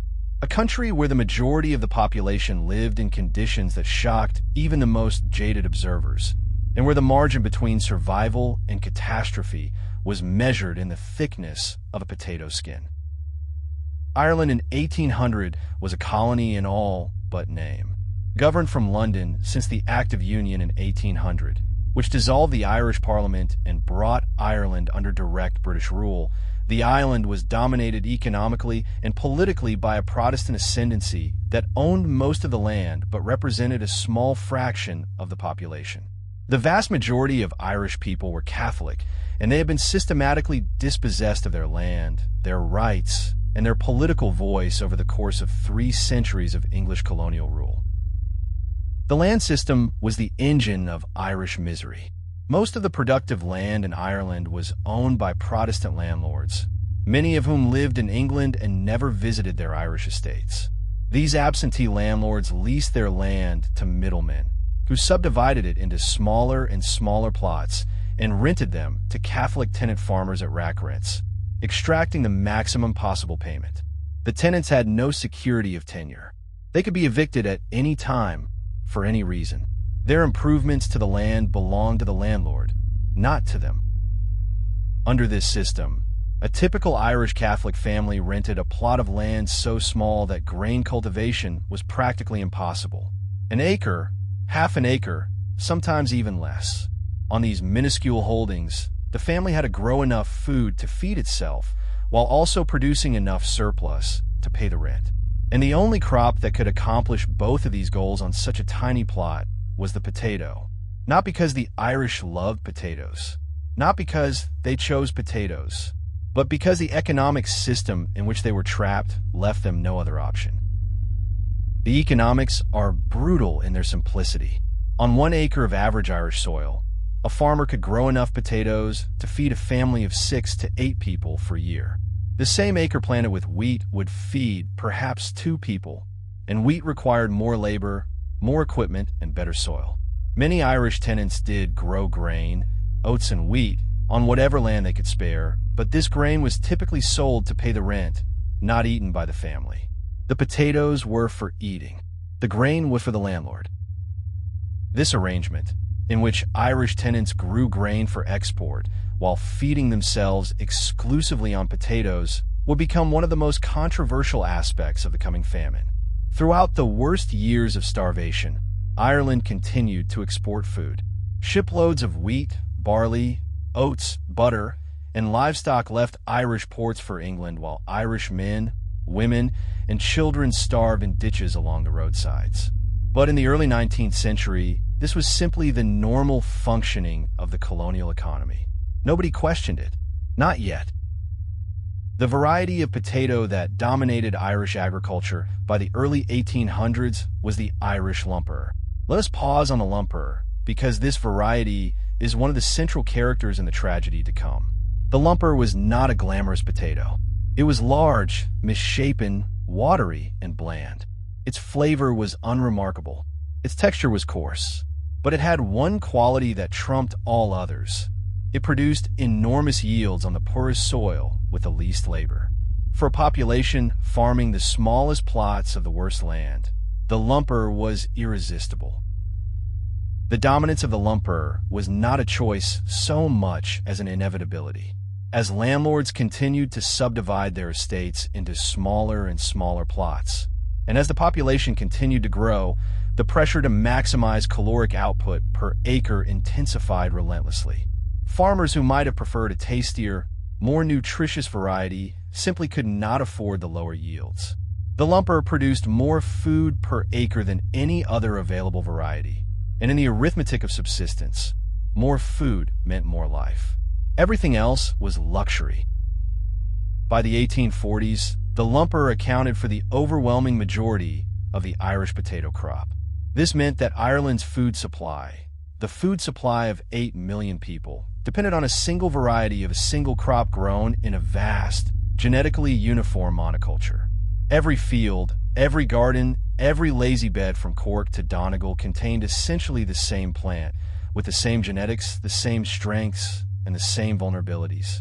If a disease appeared to which the lumper had no resistance, it would sweep through every potato field in Ireland with nothing to stop it. Lazy beds. The term itself tells a story, and not the one you might think. These were not beds for lazy people. They were raised ridges of soil, typically 3 to 6 feet wide, created by digging parallel trenches and piling the excavated earth into a central mound. Potatoes were planted in the mound, which provided drainage and depth for tuber growth. Lazy beds were the standard method of potato cultivation across Western Ireland, and their corrugated patterns are still visible in the Irish landscape today, ghost ridges marking the fields of the dead. The social structure of pre-famine Ireland was arranged in layers of descending misery. At the top were the absentee landlords, living comfortably in London or Bath. Below them were the resident landlords and middlemen who managed the estates. Below them were the tenant farmers who held leases and employed laborers. And at the very bottom, below even the tenants, were the cottiers and landless laborers, people who rented tiny patches of ground often from tenants themselves, paying for their potato patches with their labor. The cottiers were the most vulnerable people in Ireland, and there were millions of them. They owned nothing. They had no lease, no security, no savings, no alternative food source. Their entire existence depended on the annual potato harvest. A good harvest meant another year of survival. A bad harvest meant hunger. A total failure meant death. And they knew this. They lived with this knowledge every day, watching the sky for signs of frost, feeling the soil for signs of rot, praying to God and all the saints for one more good season. The potato season in Ireland followed a grim annual rhythm that the poor called the hungry months, or in Gorda Beag, the little hunger. Each year, the gap between the exhaustion of the previous year's potato supply and the ripening of the new crop created a period of desperate scarcity, typically from May to August, during which families subsisted on wild plants, nettles, seaweed, and whatever they could beg or borrow. This was not famine. This was normal life, the annual cycle of feast and scarcity that the potato imposed on its dependents. The Irish poor were not unaware of their vulnerability. Folk memory preserved recollections of earlier potato failures, localized blights and frosts that had caused regional famines in 1740, 1800, and 1816.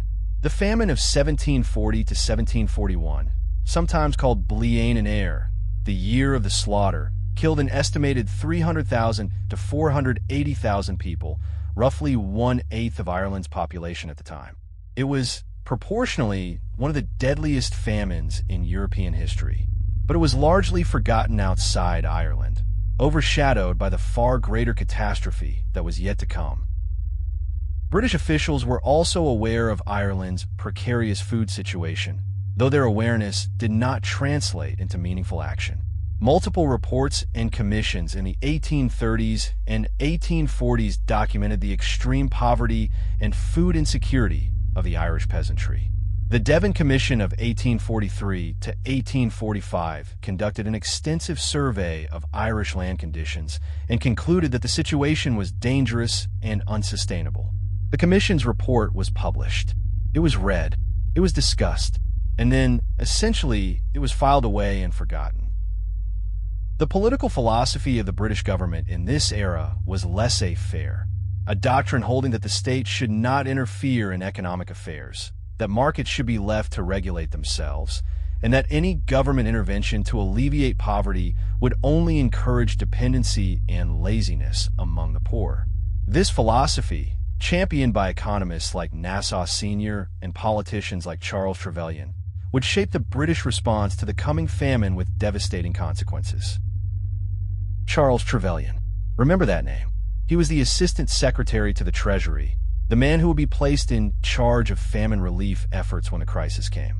A devout evangelical Protestant, Trevelyan believed that the Irish famine was divine providence, God's judgment on a morally deficient people.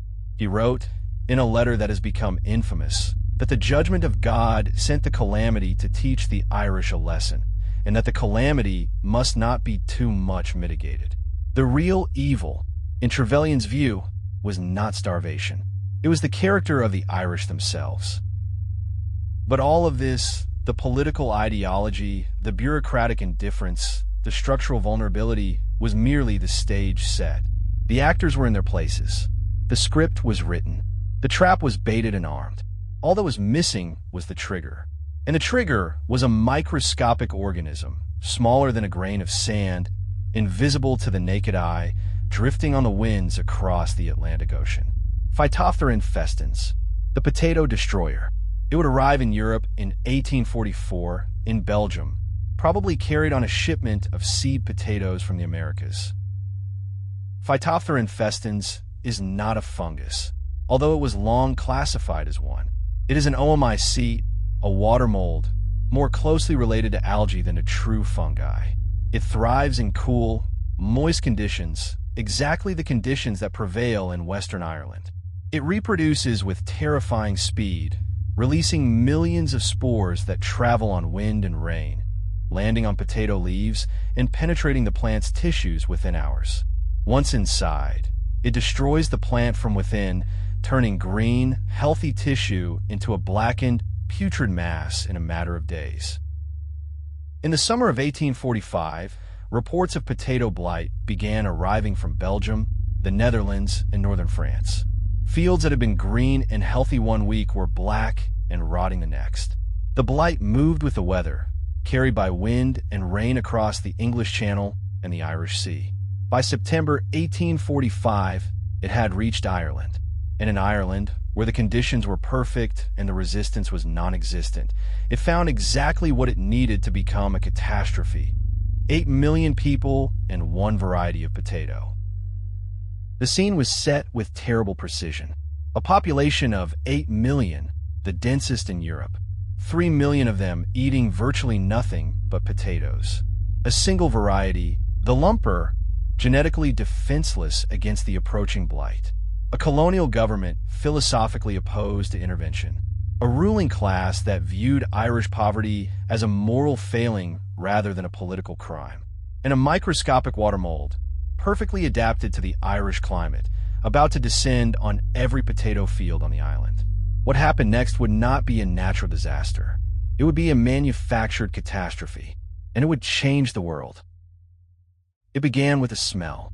In September 1845, farmers across Ireland walked into their fields and were hit by a stench unlike anything they had experienced before, a thick, sweet, rotting smell that hung in the damp air like a warning from the earth itself. The potato plants, which had been green and vigorous just days earlier, were collapsing. Their leaves were spotted with dark brown lesions that spread like bruises. Their stems turned black and slimy. And when the farmers dug into the soil to check their tubers, they found the worst. The potatoes themselves were rotting underground, turning into a putrid, inedible mush. The speed of the destruction was almost supernatural. A field that appeared healthy on Monday could be completely destroyed by Friday. The blight moved with the rain, its spores washing off infected leaves and soaking into the soil, reaching the tubers below. In the cool, wet conditions of an Irish autumn, Phytophthora infestans found its paradise. The organism did not merely damage the potato crop, it annihilated it. In county after county, the harvest simply ceased to exist. Where there had been food, there was now only rot. In 1845, the blight destroyed roughly 1/3 to 1/2 of the Irish potato crop. This was devastating, but not immediately fatal. Enough potatoes survived the first year's attack to stave off mass starvation, although severe hunger was widespread, particularly in the West and South. Many Irish families consumed their seed potatoes, the tubers they would normally have saved for planting the following year, in order to survive the winter. This was a desperate act, and it carried a terrible implication. If the blight returned in 1846, there would be nothing left to plant. The blight returned in 1846, and this time it was total. The summer of 1846 was warm and wet, perfect conditions for Phytophthora infestans, and the pathogen swept through the diminished potato crop with devastating efficiency. Father Theobald Matthew, traveling through Ireland in late July, described the transformation in a single week. On July 27th, the potato field from Cork to Dublin were blooming in all the luxuriance of an abundant harvest. 1 week later, the same fields were completely blackened, as if they had been burned by fire. The total failure of the 1846 crop turned hardship into catastrophe. 3 million people who had been subsisting on potatoes now had no food at all. No stored reserves, no alternative crops, no savings with which to buy food on the open market. The famine proper began in the winter of 1846 to 1847, a season that would become known in Irish memory as Black 47, the darkest year in the history of the Irish nation. The scenes that unfolded across Ireland during Black 47 belong to the most harrowing chapters of human suffering. People ate grass, nettles, seaweed, and the bark of trees. They ate carrion, the flesh of dead horses and dogs. They ate nothing at all, and they died. They died in their cottages, in the fields, on the roads, in the workhouses that were supposed to save them, but were so overcrowded and disease-ridden that entering one was often a death sentence in itself. They died quietly, without protest, too weakened by starvation to do anything but lie down and stop breathing. The diseases that accompanied starvation were, in many ways, more lethal than the hunger itself. Typhus, relapsing fever, and dysentery swept through the weakened population with horrifying efficiency. Typhus, carried by the body lice that thrived in the filthy, overcrowded conditions of famine, was known in Ireland as famine fever. It killed indiscriminately, rich and poor, young and old, Irish and English.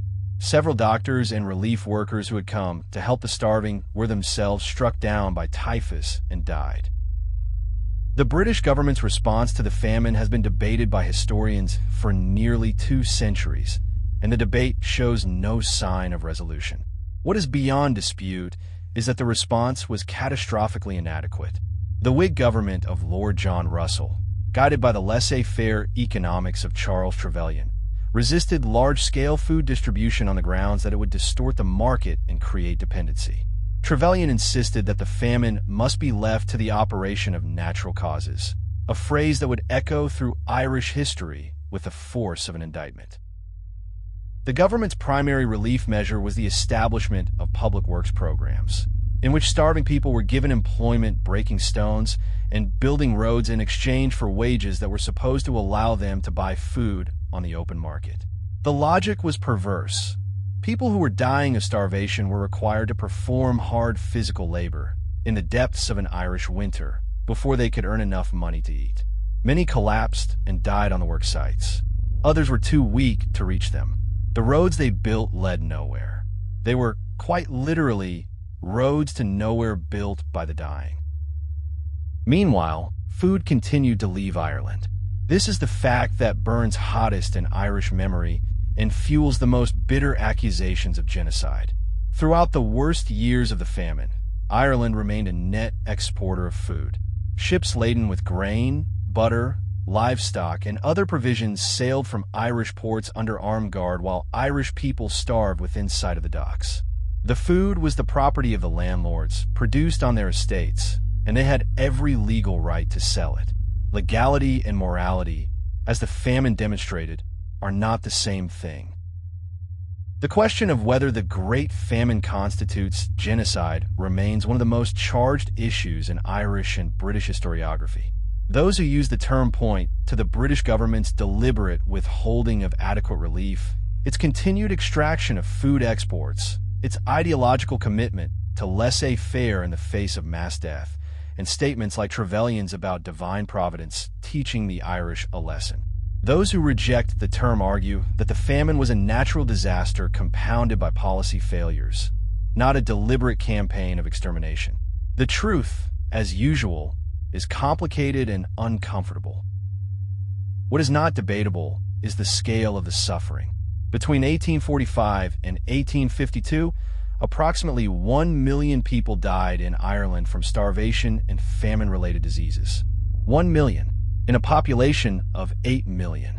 That is 1 in every 8 people. Imagine walking down a street and knowing that 1 in every 8 faces you see will be dead within a few years. Imagine attending a church service and knowing that 1 in every 8 people in the pews will not survive. This was Ireland. This was what the failure of a single vegetable looked like.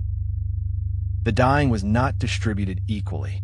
The west of Ireland, the poorest and most potato-dependent region, suffered the most.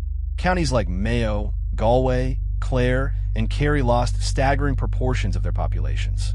In some western parishes, the death rate exceeded 25%. Entire villages were wiped out. Entire townlands were depopulated. The landscape itself was transformed as abandoned cottages crumbled into the hillsides and potato ridges grew over with grass, leaving corrugated scars on the land that are still visible today. The workhouses, Ireland's institutions of last resort for the destitute, became charnel houses. Designed to hold a few hundred inmates each, they were overwhelmed by tens of thousands of desperate people seeking food and shelter. Conditions inside were nightmarish. overcrowded dormitories, inadequate sanitation, minimal food, and epidemic disease. In many workhouses, the death rate among inmates exceeded 50%. People entered the workhouse alive and left it dead. For many, the only departure was in a coffin, or in a mass grave without any coffin at all. The mass graves of the famine era are among the most haunting monuments in Ireland. In Abbeystree, in Skibbereen, in Kilkenny, in dozens of towns and villages across the island, unmarked pits hold the remains of thousands of people who were buried without ceremony, without coffins, often without even a record of their names. Some of these graves were not discovered until construction projects in the 20th and 21st centuries accidentally unearthed them. The dead of the famine were not just killed, they were erased. Evictions compounded the catastrophe. Landlords, faced with tenants who could no longer pay rent because they had no crop to sell and no money to earn, responded by evicting them. The process was brutal and systematic. Families were dragged from their cottages, which were then demolished, literally torn down or burned, to prevent them from returning. In 1847 alone, an estimated 100,000 people were formally evicted. In the years that followed, the number climbed to over 500,000. Eviction in an Irish winter, without food, shelter, or resources, was effectively a death sentence. The Gregory Clause, a provision of the Poor Law Extension Act of 1847, made the cruelty explicit. Under this clause, any tenant holding more than a quarter-acre of land was ineligible for famine relief. To receive food from the state, a family had to surrender their land. This was not a loophole. It was deliberate policy designed to facilitate the consolidation of Irish land holdings by forcing smallholders off their property. The famine was being used consciously and systematically as a tool of land clearance. Not all responses to the famine were monstrous. The Quakers, the Society of Friends, mounted one of the most effective private relief efforts, establishing soup kitchens across Ireland and distributing food without regard to religion or politics. The Choctaw Nation, a Native American people who had themselves been forcibly displaced on the Trail of Tears just 16 years earlier, sent $170 to Irish famine relief, a sum equivalent to thousands of dollars today. This act of solidarity between two colonized peoples remains one of the most poignant episodes in the entire history of the famine. Ottoman Sultan Abdulmecid reportedly attempted to send £10,000 to Ireland, but was asked by British diplomats to reduce the amount to £1,000, so as not to embarrass Queen Victoria, who had donated £2,000. Whether this story is fully accurate is debated, but it captures a truth that was apparent to the entire world. Britain, the wealthiest nation on earth, was allowing its nearest colonial subject to starve while spending lavishly on its own empire. The moral bankruptcy of the British response was visible from Istanbul to Washington. By 1848, the worst of the starvation was beginning to ease, not because conditions had improved, but because the population had shrunk. The dead could no longer die. The emigrated had left. Those who remained were the survivors, hardened by years of suffering, diminished in number, but not yet in spirit. The blight continued to strike intermittently through 1849, 1850, and 1851, each recurrence driving another wave of death and emigration. The famine did not end with a single dramatic moment. It bled out slowly, a wound that stopped flowing only because there was less blood left to lose. The demographic impact was staggering and permanent. Ireland's population fell from approximately 8.2 million in 1841 to 6.5 million in 1851. But the decline did not stop with the famine. Emigration continued for decades afterward, driven by poverty, lack of opportunity, and the deep psychological trauma of the famine years. By 1900, Ireland's population had fallen to approximately 4.4 million. It would not begin to recover until the late 20th century. Today, Ireland's population is still lower than it was in 1845. No other country in Europe experienced a comparable demographic collapse. The Great Famine changed Ireland forever. It destroyed the Gaelic-speaking culture of the West, as the regions where Irish was spoken as a first language were precisely the regions hardest hit by starvation and emigration. It deepened Irish hatred of British rule to a degree that would fuel the independence movement for the next 70 years. It created a diaspora that would reshape the politics and culture of the United States, Canada, Australia, and Britain itself. And it embedded a trauma in the Irish national psyche that has never fully healed. An Garda Mór, the Great Hunger, it is the defining event of modern Irish history, and it is, at its core, a story about a potato. About what happens when an entire civilization stakes its survival on a single crop, when the powerful refuse to help the powerless, when ideology trumps humanity, and when a microscopic organism reveals the catastrophic fragility hiding behind the illusion of abundance. The potato did not cause the famine alone. British policy, colonial exploitation, and economic ideology caused the famine. But the potato made it possible, and the potato made it lethal. Stand at the famine memorial on the Dublin quayside today, among those gaunt bronze figures with their hollow eyes and skeletal frames, and you are looking at the consequences of a monoculture. You are looking at what happens when a society forgets, or is forced to forget, the ancient Andean wisdom of diversity, of redundancy, of growing many varieties instead of one. You are looking at the price of the lumper, and you are looking at a warning that the modern world, with its own vast monocultures of wheat, rice, and corn, has not yet fully heeded. They left Ireland in coffin ships. That is not a metaphor. That is what they were called, and that is what they were. Overcrowded, unseaworthy, disease-ridden vessels crammed with starving, desperate passengers who had sold or abandoned everything they owned for the price of a ticket across the Atlantic. The ships were called coffin ships because so many of their passengers died during the voyage that the crossing itself became an extension of the famine, a floating graveyard where typhus, dysentery, and starvation continued the work that Phytophthora and Festins had begun. The conditions aboard these ships were almost beyond description. Passengers were packed into below-deck holds with as little as 6 square feet per person. Ventilation was minimal. Sanitation was non-existent. Fresh water was rationed to a cup per day, sometimes less.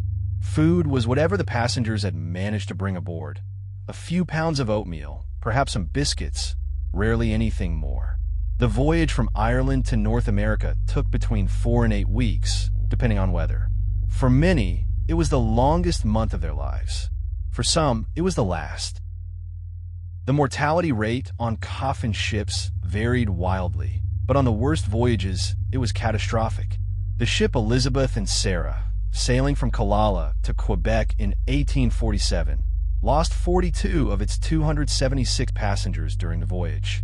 The Virginius, carrying 496 passengers, arrived in Quebec with 158 dead and 186 sick. The Larch departed Sligo with 440 passengers and lost 108 during the crossing, with another 152 ill to walk when the ship finally docked. These were not isolated incidents. They were representative. Typhus was the great killer aboard the coffin ships. The disease, transmitted by body lice, spread with terrifying speed in the cramped, filthy conditions below deck. Once typhus took hold in a ship's hold, there was no stopping it. The sick lay among the healthy, separated by inches.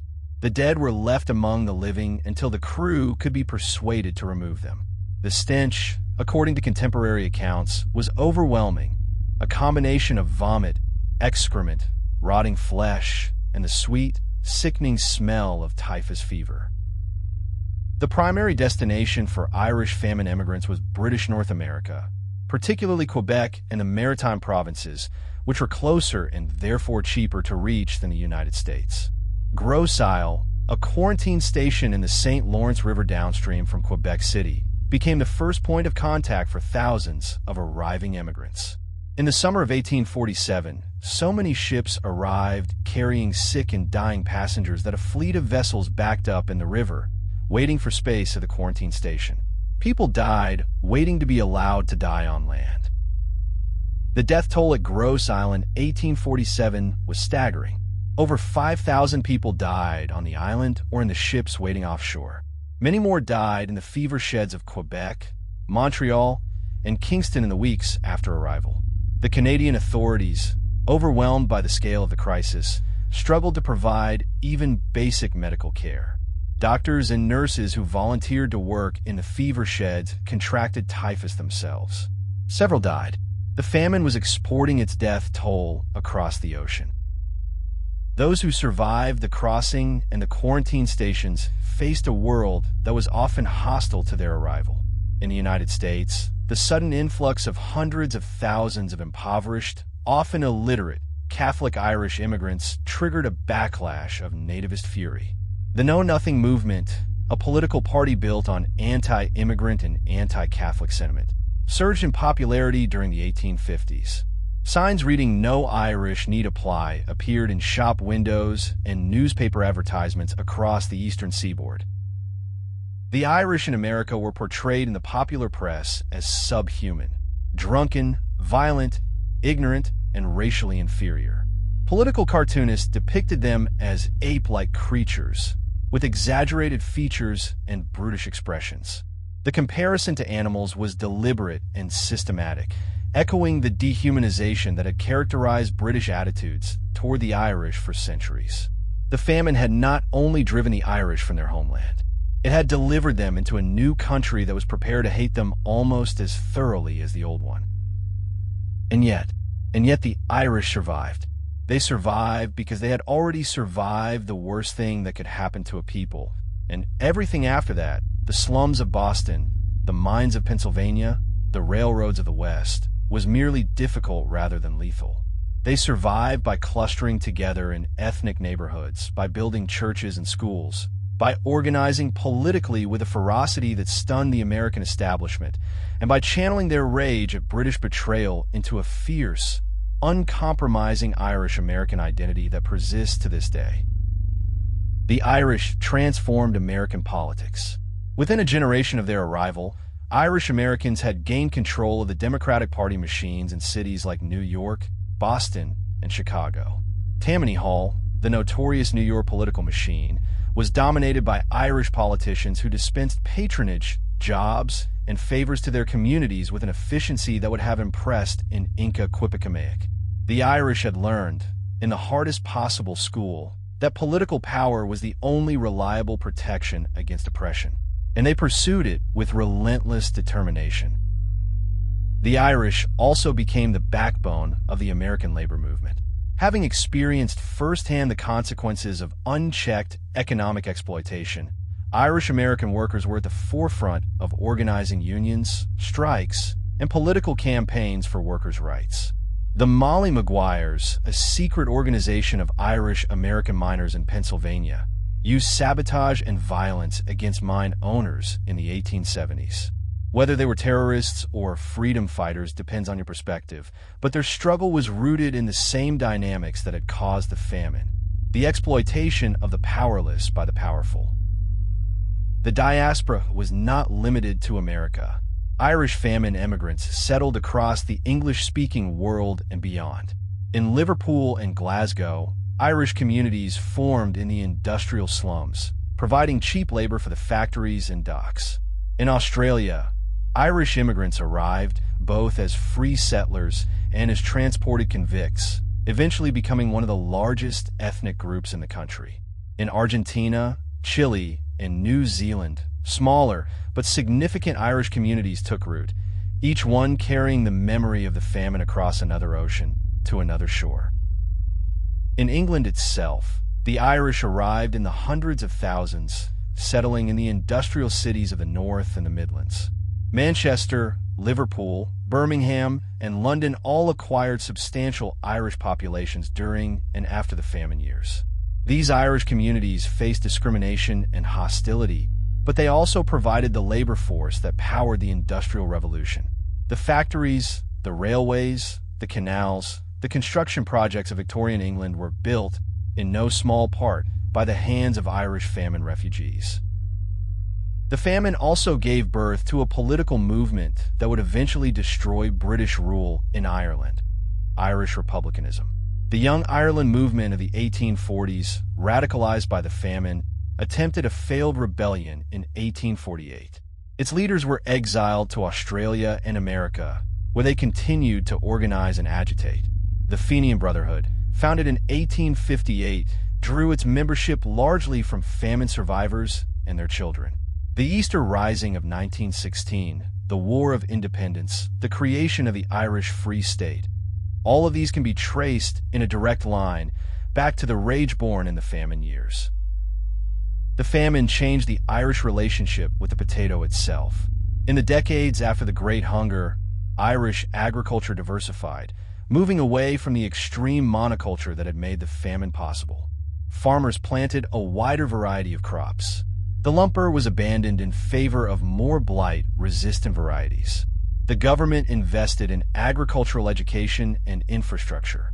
The lesson of the famine, that total dependence on a single crop was suicidal, had been learned.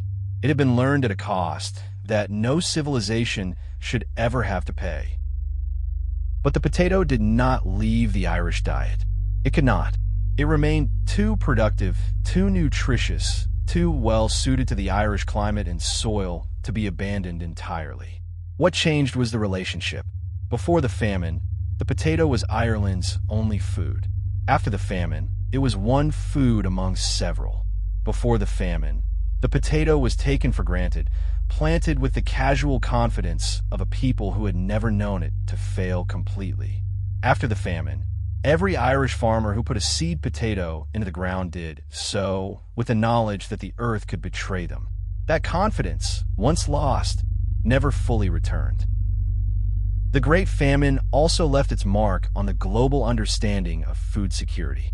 It was the first modern famine to be extensively documented, debated, and analyzed while it was still happening.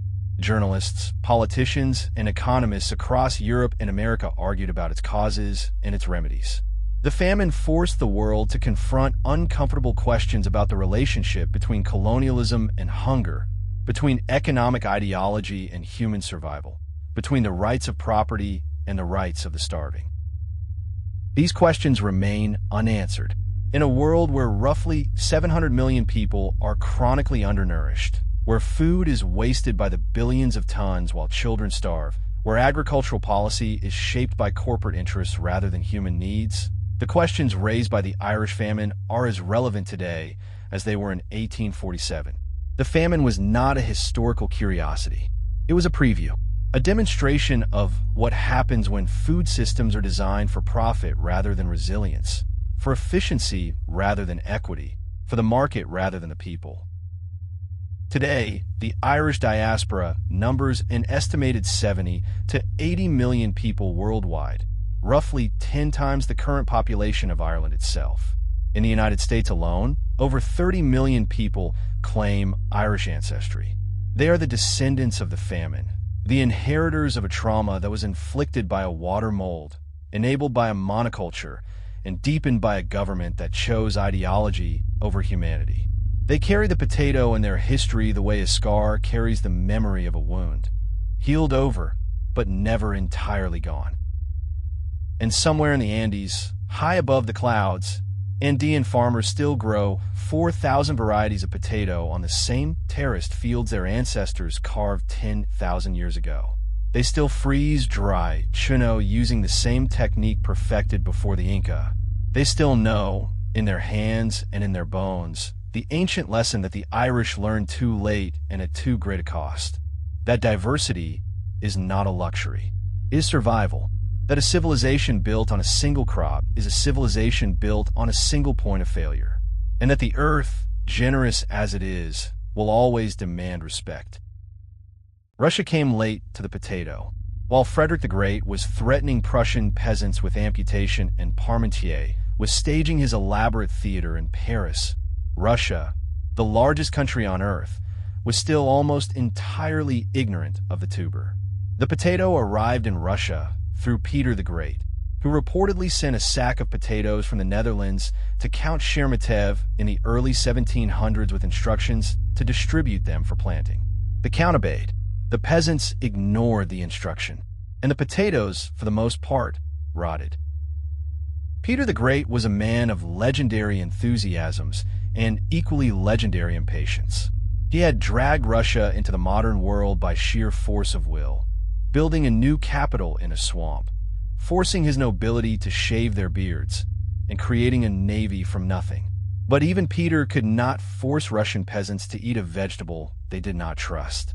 The potato languished in aristocratic gardens for decades, a curiosity of the westernizing elite, while the vast peasant majority continued to farm rye, buckwheat, and cabbage, the crops their ancestors had grown for centuries. It was Catherine the Great who made the first serious attempt to promote the potato as a crop for the Russian masses. In 1765, Catherine's medical college issued a directive recommending potato cultivation as a defense against famine, and the Senate ordered the distribution of seed potatoes and planting instructions to provinces across the empire. The directive was written in the language of enlightened governance, emphasizing the potato's nutritional value and its ability to grow in Russia's harsh climate. It was rational, well-intentioned, and utterly futile. The Russian peasantry responded to Catherine's potato initiative with a reaction that fell somewhere between indifference and open revolt. The potato was foreign. It was unknown. It was associated with the German and Dutch influences that the westernizing court imposed on a deeply traditional society. And, most damning of all, it was rumored to be the devil's apple, a designation that carried the same terrifying weight in Orthodox Russia that had carried in Protestant Germany a century earlier. The Russian peasant had no intention of planting Satan's vegetable in his garden. The resistance was not merely passive. In the 1830s and 1840s, under Tsar Nicholas I, the government launched a more aggressive campaign to force potato cultivation on the peasantry, sending officials into villages with seed potatoes and orders to plant them. The result was the Kartoffelny Buntari, the potato riots, a series of violent uprisings that swept across the Urals region, the Volga, and parts of Siberia between 1834 and 1844. Peasants attacked government officials, burned seed potatoes, and in some cases killed the bureaucrats sent to enforce the planting orders. The potato riots are a fascinating and largely forgotten episode in Russian history. They were driven not by hunger, but by fear, not by deprivation, but by cultural resistance. The peasants who rioted were not starving. They were angry.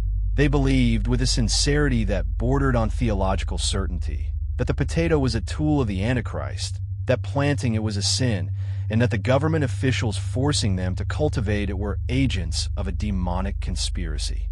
This was not ignorance. It was faith. And faith, as the Russian government discovered, is not easily overruled by decree. The government suppressed the riots with military force, as Russian governments tended to do. Troops were dispatched. Ringleaders were arrested, flogged, and exiled to Siberia. The potato planting orders were reissued with additional penalties for noncompliance. And slowly, grudgingly, and with the same sullen resentment that had characterized Prussian acceptance a century earlier, the Russian peasantry began to plant potatoes. Not because they wanted to, not because they were convinced, but because the alternative was the knout, the whip, and the long road east to Siberia.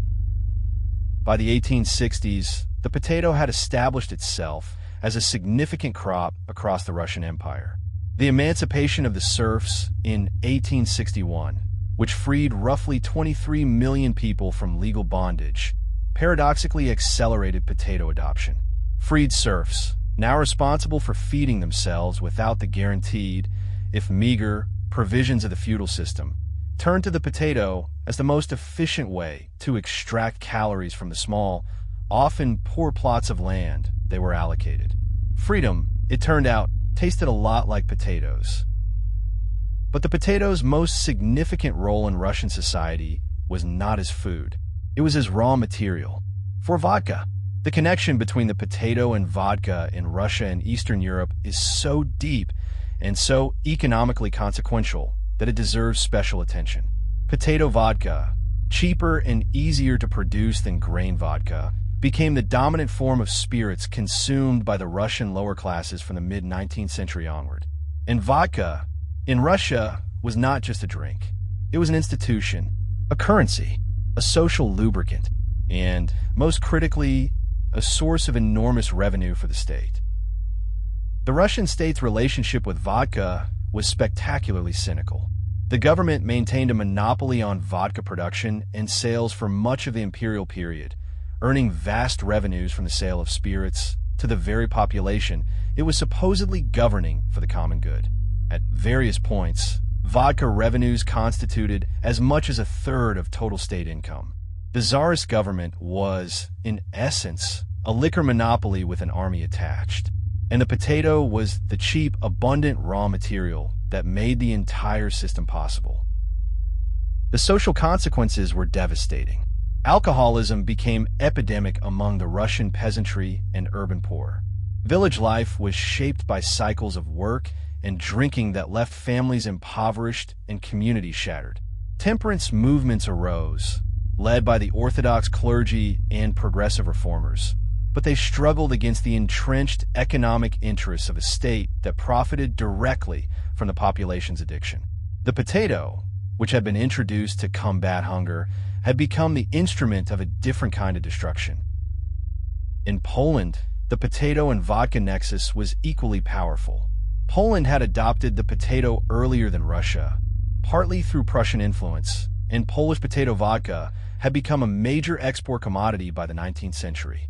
The Polish szlachta, the landed nobility, operated vast distilleries on their estates, converting potato harvests into spirits that were sold across Europe. For the Polish peasant, however, the equation was grimly familiar. Grow the potatoes, drink the vodka, remain poor. The crop that was supposed to liberate the peasantry had become a tool for keeping them docile. The potato's conquest of Eastern Europe followed a pattern distinct from its Western journey. In the West, the potato had faced superstition and cultural resistance. In the East, it faced those same obstacles plus the additional burden of being associated with unwanted westernization. The Euro potato riots were not just about potatoes.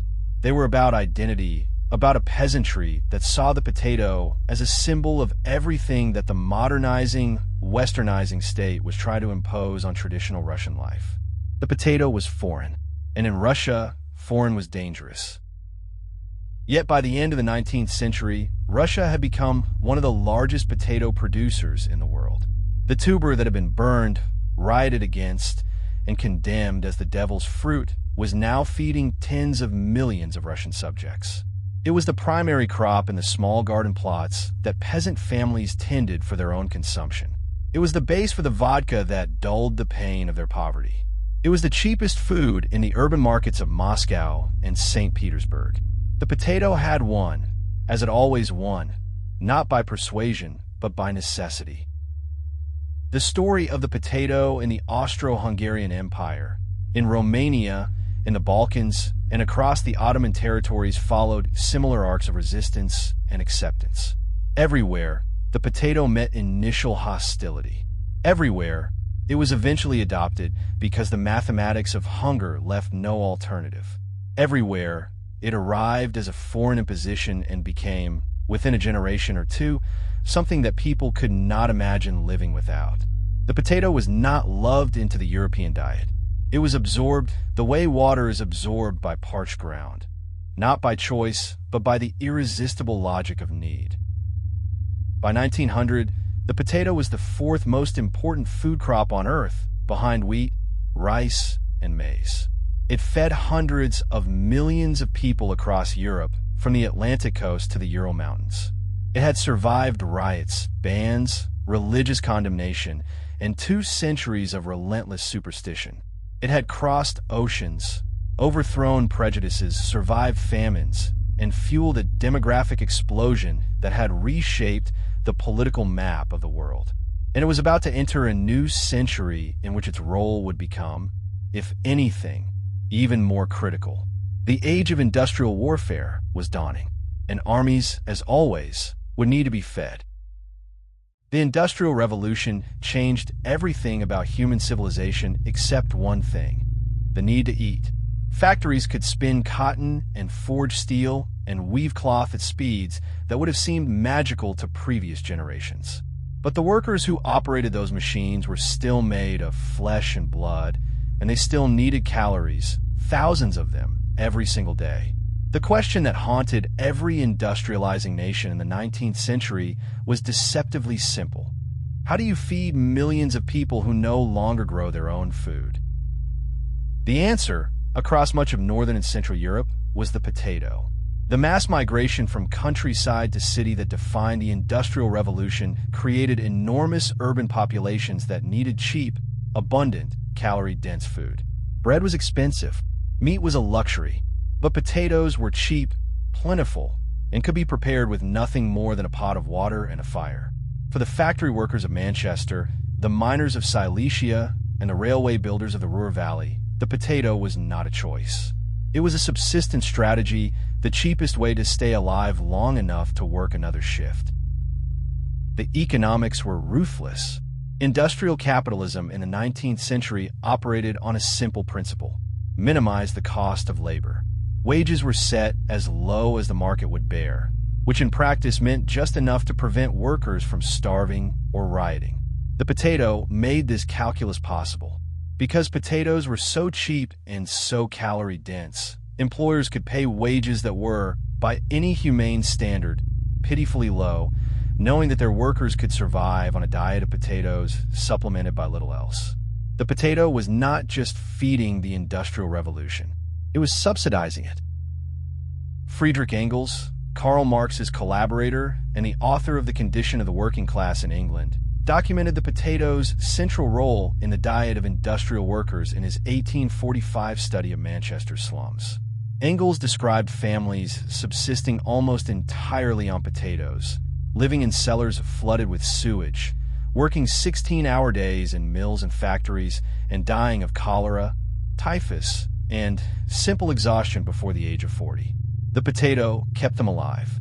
But alive, in the Manchester slums of the 1840s, was a relative term. Marx himself was keenly aware of the potato's political significance. In Capital, he discussed the potato as an instrument that allowed capitalists to depress wages to the bare minimum of subsistence. The cheaper the food that sustains the worker, Marx argued, the lower the wage that the capitalist needs to pay. The potato, by making subsistence almost impossibly cheap, had effectively lowered the floor of human misery. It was, in Marxist terms, a tool of exploitation masquerading as a gift of nature. But the potato's role in the Industrial Revolution extended far beyond the dinner plates of factory workers. Potato starch, extracted from the tuber through a simple washing and settling process, became an essential industrial commodity. In the textile industry, potato starch was used to size and stiffen fabrics, giving cotton and linen the crisp finish that Victorian consumers demanded. In the paper industry, it served as a binding agent. In the adhesives industry, it was the base for glues used in everything from bookbinding to wallpaper. The potato was literally holding the Industrial Revolution together. The German chemical industry, which would become the most advanced in the world by the late 19th century, found numerous applications for potato-derived products. Potato starch could be converted into glucose and dextrin, which had applications in pharmaceuticals, confectionery, and brewing. Potato alcohol, produced by fermenting and distilling starch, was used as a solvent, a fuel, and a raw material for chemical synthesis. The potato was not just a food crop. It was an industrial feedstock, a versatile raw material that the burgeoning chemical industry consumed in enormous quantities. In Belgium, the potato's role in industrialization was particularly stark. Belgium was the first country on the European continent to industrialize, and its industrial boom was powered by a workforce that subsisted largely on potatoes and bread. The coal miners of the Bornage, the textile workers of Ghent, the steel workers of Liège, all of them depended on the potato as their primary source of calories. Vincent van Gogh, living among the miners of the Bornage in 1878, was so struck by their potato-centered existence that he later immortalized it in his famous painting, The Potato Eaters. The Potato Eaters, painted in 1885, is one of the most powerful images of potato culture ever created. 5 figures sit around a rough table in a dimly lit room, eating potatoes from a shared dish. Their faces are rough and weathered, their hands gnarled from labor.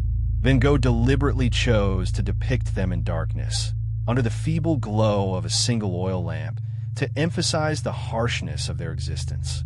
He wrote to his brother Theo that he wanted to show that these people, who ate their potatoes by the light of their lamp, had dug the earth with the same hands they put in the dish. The painting is a masterpiece of social realism, but it is also a document. It records a way of life that was, by the 1880s, the norm for tens of millions of Europeans. A life in which the potato was not merely part of the diet, but the diet itself, consumed at every meal, from the first bite of morning until the last mouthful at night. The potato eaters are not enjoying their food. They are consuming it with the mechanical determination of people who eat to survive, not to savor. The potato, in Van Gogh's vision, is not a pleasure. It is a sentence. The relationship between the potato and urbanization deserves particular attention. Before the potato, European cities were limited in size by the availability of grain from the surrounding countryside. Grain is bulky, expensive to transport, and spoils relatively quickly. The potato, being more calorie-dense per unit of weight and easier to store, could support denser urban populations at lower cost.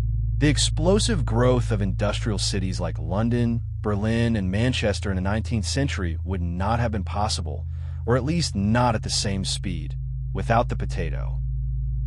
The potato also played a role in one of the 19th century's most important public health crises.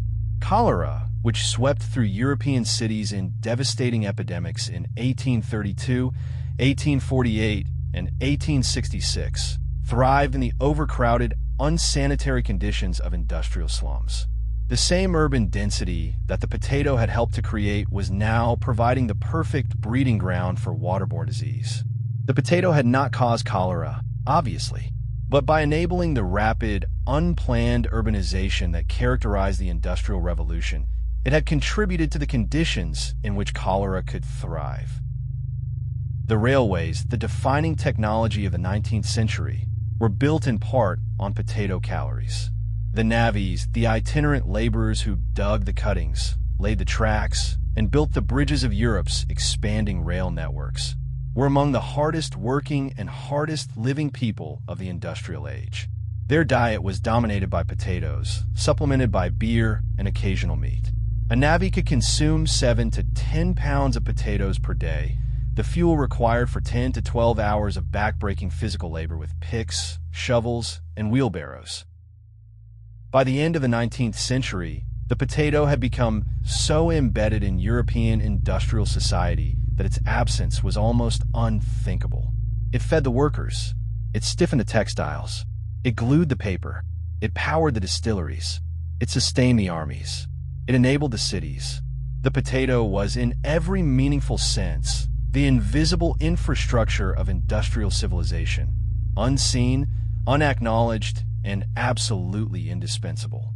Remove the potato from 19th century Europe, and the entire system grinds to a halt. The factories close.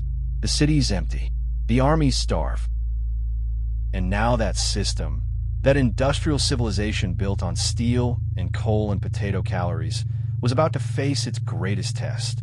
In the summer of 1914, the nations of Europe would mobilize their industrial populations, their factory workers and miners and railwaymen, and march them into a war of unprecedented scale and ferocity. The Great War would consume 10 million soldiers and 6 million civilians.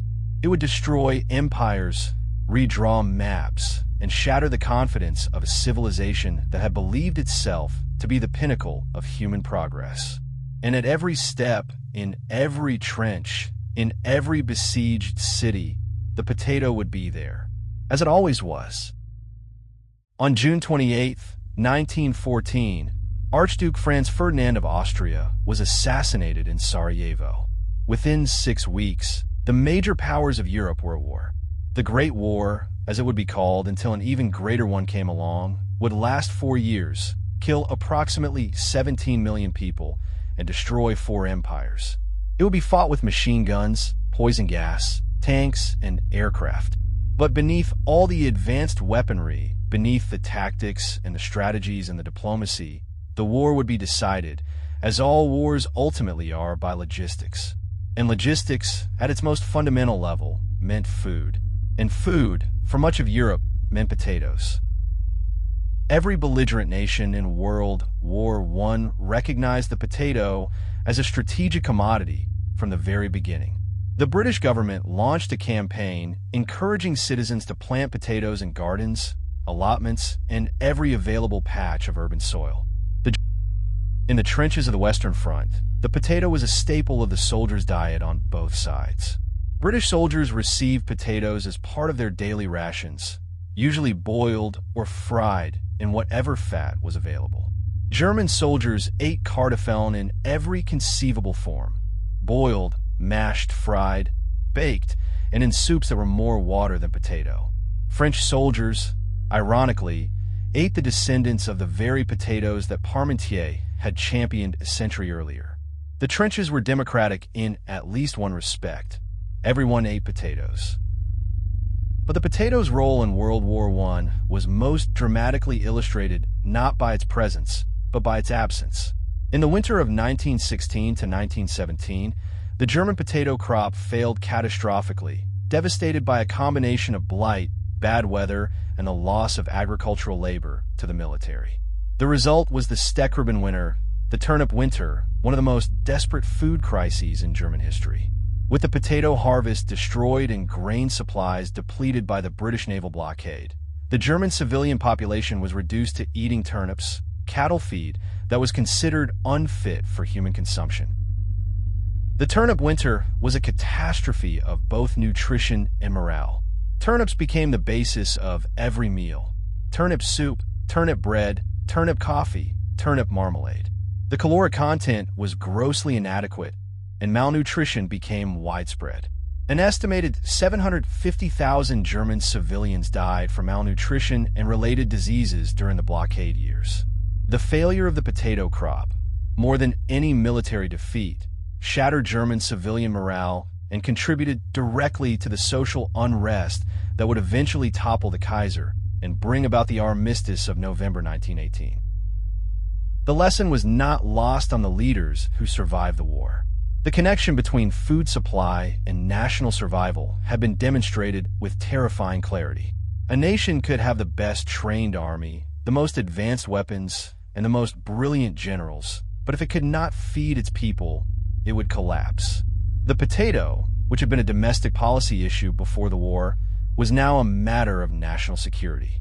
And every nation that intended to fight another war, which was most of them, began planning its potato supply with the seriousness previously reserved for ammunition. The interwar period saw a dramatic expansion of potato cultivation across Europe, driven by governments determined never to repeat the food crises of the Great War. Germany invested heavily in potato research and breeding, developing new varieties that were more resistant to blight and better suited to the country's climate. Britain expanded its potato acreage and established research stations dedicated to improving yields. The Soviet Union, as we shall see in the next chapter, took a very different and ultimately disastrous approach to agricultural science. When World War II erupted in 1939, the potato was ready. Or rather, the potato was planned for. Every belligerent nation had learned from the turnip winter. Britain launched the Dig for Victory campaign, one of the most famous propaganda campaigns in history, urging every citizen with access to a patch of soil to plant vegetables, with potatoes at the top of the list. Parks, sports fields, railway embankments, and even the moat of the Tower of London were plowed up and planted with potatoes. The Dig for Victory campaign was remarkably successful. By 1943, there were approximately 1.4 million allotments in Britain, producing an estimated 1 million tons of vegetables annually, with potatoes accounting for the largest share. The campaign transformed British food culture, a nation that had been heavily dependent on imported food learned, under the pressure of German submarine warfare, to feed itself from its own soil. The potato, once again, was the crop of last resort, and once again it delivered. In occupied Europe, the potato took on an even more desperate significance. Under German occupation, food was systematically extracted from conquered territories to feed the Reich. The Hunger Plan, conceived by Nazi officials Herbert Back and others, explicitly envisioned the starvation of millions of Slavic civilians to free up food supplies for Germany. In this context, the ability to grow and hide potatoes became a matter of survival. Potatoes, growing underground and invisible to occupying forces, were harder to confiscate than grain standing in open fields.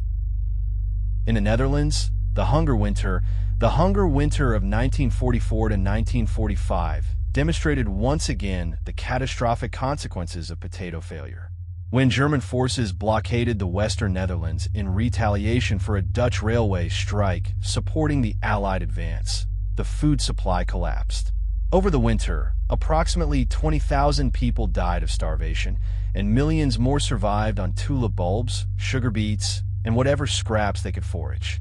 The potato harvest had been confiscated. Without it, a modern European nation descended into famine in a matter of months. The Siege of Leningrad, lasting from September 1941 to January 1944, provides perhaps the most harrowing example of the potato's wartime significance. Encircled by German forces for 872 days, the city's population of nearly 3 million was cut off from almost all food supplies. An estimated 1 million civilians died of starvation. Those who survived did so on minimal bread rations, supplemented by whatever could be found: sawdust, wallpaper paste, leather belts, and when available, frozen potatoes dug from storage cellars and garden plots. In the concentration camps and forced labor installations of the Nazi regime, potatoes represented the difference between death today and death next week. Camp rations, deliberately designed to provide fewer calories than needed for survival, often included a thin potato soup that was more water than substance. Survivors' memoirs repeatedly described the obsession with food that dominated every waking moment in the camps. And the potato, even in its most wretched form, as a watery soup or a frozen peel scavenged from the ground, appears again and again as the last, most desperate source of sustenance. Resistance movements across occupied Europe relied on the potato as a logistical asset. Partisan fighters in the forests of Belarus, Poland, and Yugoslavia depended on potatoes supplied by sympathetic villagers or raided from German stores. The potato's ability to be stored in underground caches, invisible to aerial surveillance and difficult for occupying forces to locate, made it an ideal food for guerrilla warfare. The same quality that had made the potato resistant to military destruction in 17th century Ireland now made it resistant to Nazi confiscation in 20th century Europe.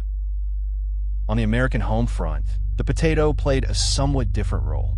The United States, blessed with abundant agricultural land and protected from invasion by 2 oceans, did not face the existential food crises that devastated Europe.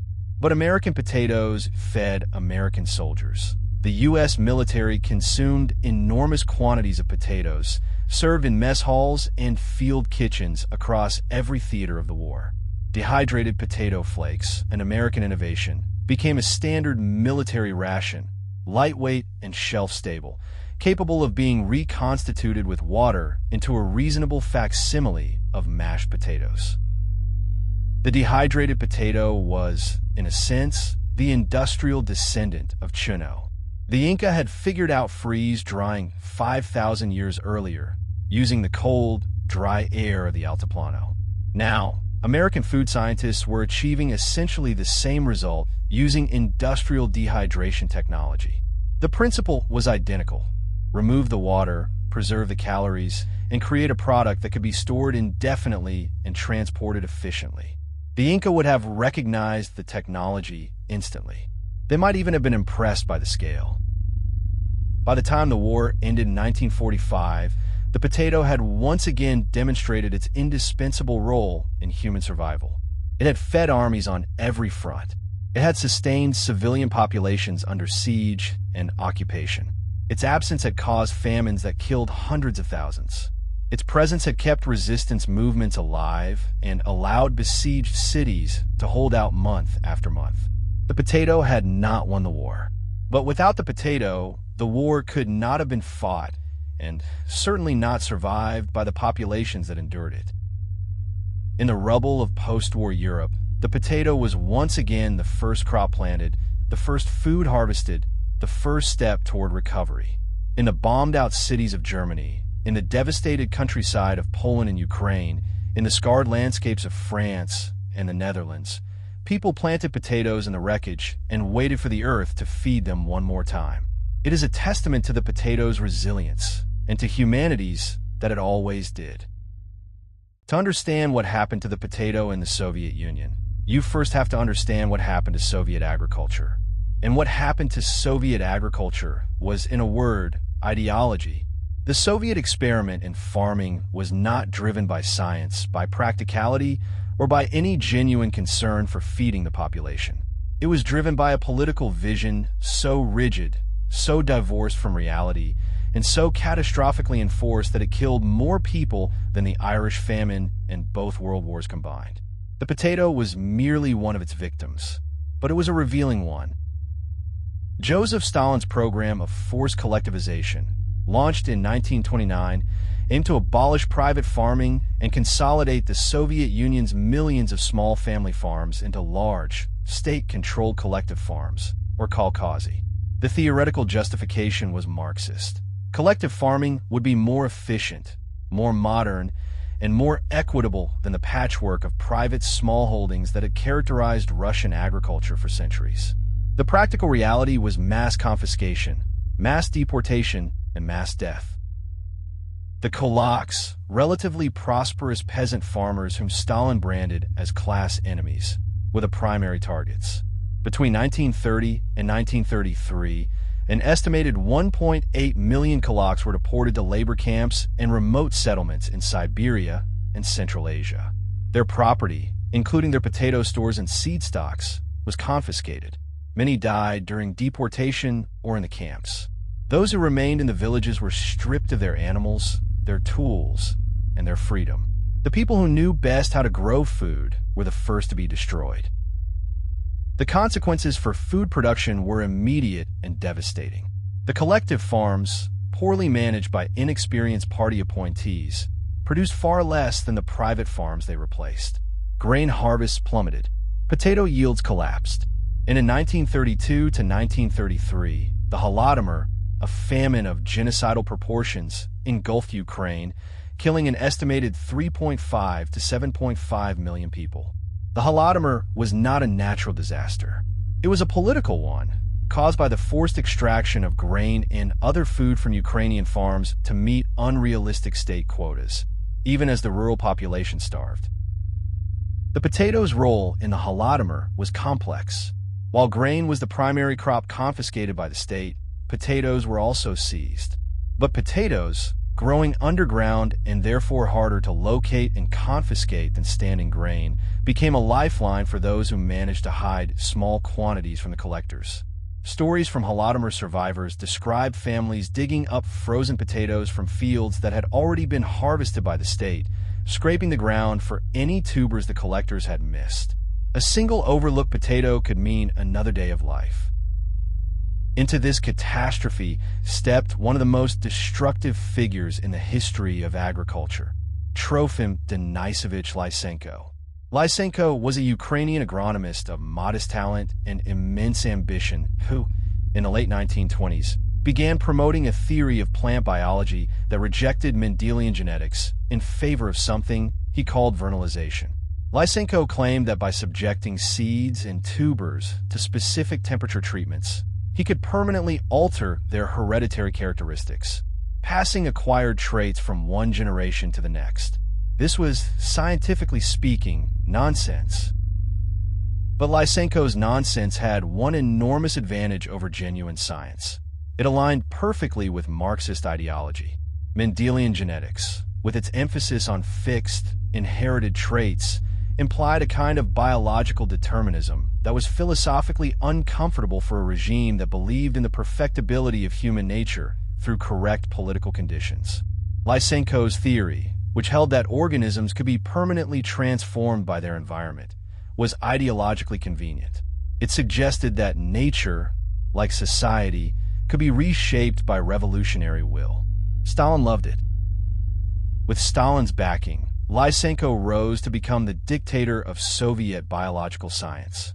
Real geneticists were persecuted, imprisoned, and in some cases executed. Nikolai Vavilov, the brilliant botanist who had assembled the world's largest collection of crop genetic material, including thousands of potato varieties from the Andes, was arrested in 1940 on charges of sabotage and espionage. He died of starvation in a Soviet prison in 1943, surrounded by the very famine his work had been designed to prevent. The irony was bitter beyond words. Lysenko's influence on Soviet potato production was devastating. His insistence on vernalization and other pseudoscientific techniques led to widespread adoption of farming practices that actively reduced yields. Soviet potato breeders who might have developed genuinely improved varieties were forced to follow Lysenko's methods or face persecution. Research into blight resistance, which was advancing rapidly in the West, was effectively halted in the Soviet Union. While American and European scientists were developing the tools that would transform modern potato agriculture, Soviet scientists were being forced to chase a fantasy. The damage persisted long after Lysenko's fall from grace. He was not fully discredited until 1964, after Khrushchev's removal from power, and by then, Soviet agricultural science had lost a generation of researchers and accumulated decades of wasted effort. The Soviet Union never caught up. Its potato yields remained significantly below those of Western Europe throughout the Cold War period, a testament to the long-lasting damage that ideologically driven pseudoscience can inflict on a nation's capacity to feed itself. But here is where the story takes an unexpected turn. While the Soviet state was busy destroying its own agricultural science, ordinary Soviet citizens were quietly saving themselves with potatoes grown in their private garden plots. The dacha, the small country house with its attached garden, became the site of a parallel food system that existed alongside and often in defiance of the official collective farm economy. On these tiny plots, rarely larger than a quarter of an acre, Soviet families grew potatoes, vegetables, and fruit for their own consumption. The statistics are extraordinary. By the 1970s, private garden plots, which constituted roughly 3% of Soviet agricultural land, were producing an estimated quarter to a third of the country's total food output. For potatoes specifically, private plots produced an even larger share, with some estimates suggesting that over half of all Soviet potatoes were grown in private gardens. The most successful communist state in history was, when it came to the most basic question of all, feeding its people dependent on private enterprise. Marx would not have been amused. The dacha potato garden was more than an economic phenomenon. It was an act of quiet resistance, a declaration of self-sufficiency in a system that demanded total collective obedience. Every potato planted in a dacha garden was a potato that did not pass through the hands of the state. Every harvest was a small victory of individual initiative over centralized control. The Soviet citizen who tended a potato patch was not making a political statement, but the potato patch itself was one, growing in the soil of the system that had tried and failed to abolish private life.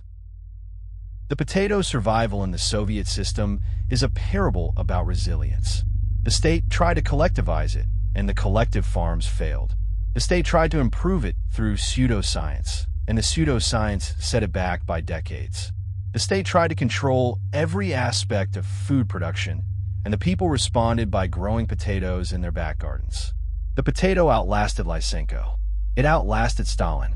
It outlasted the Soviet Union itself.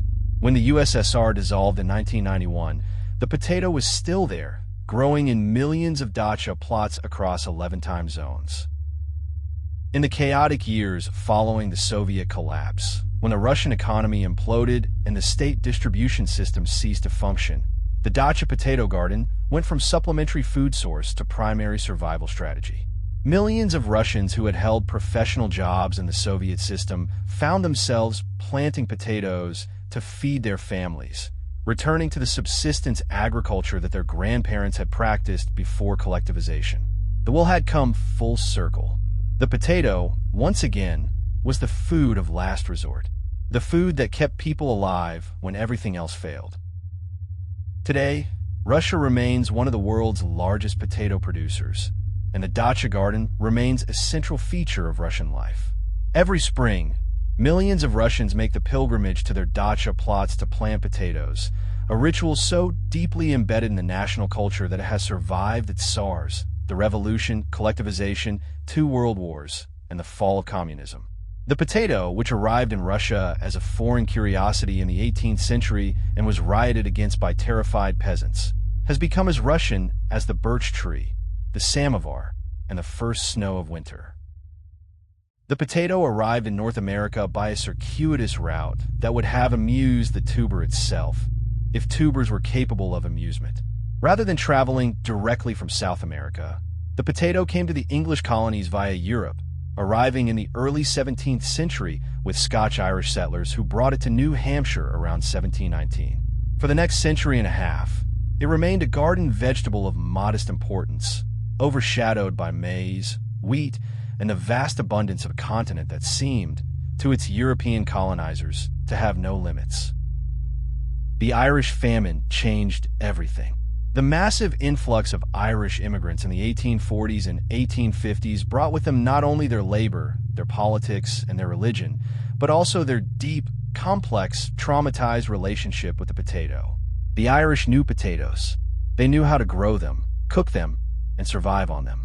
And their arrival in America coincided with the westward expansion of the nation, creating a demand for cheap, reliable food that the potato was uniquely positioned to satisfy. But the potato that would define American agriculture was not an Irish variety. It was the creation of a largely self-taught plant breeder from Massachusetts named Luther Burbank.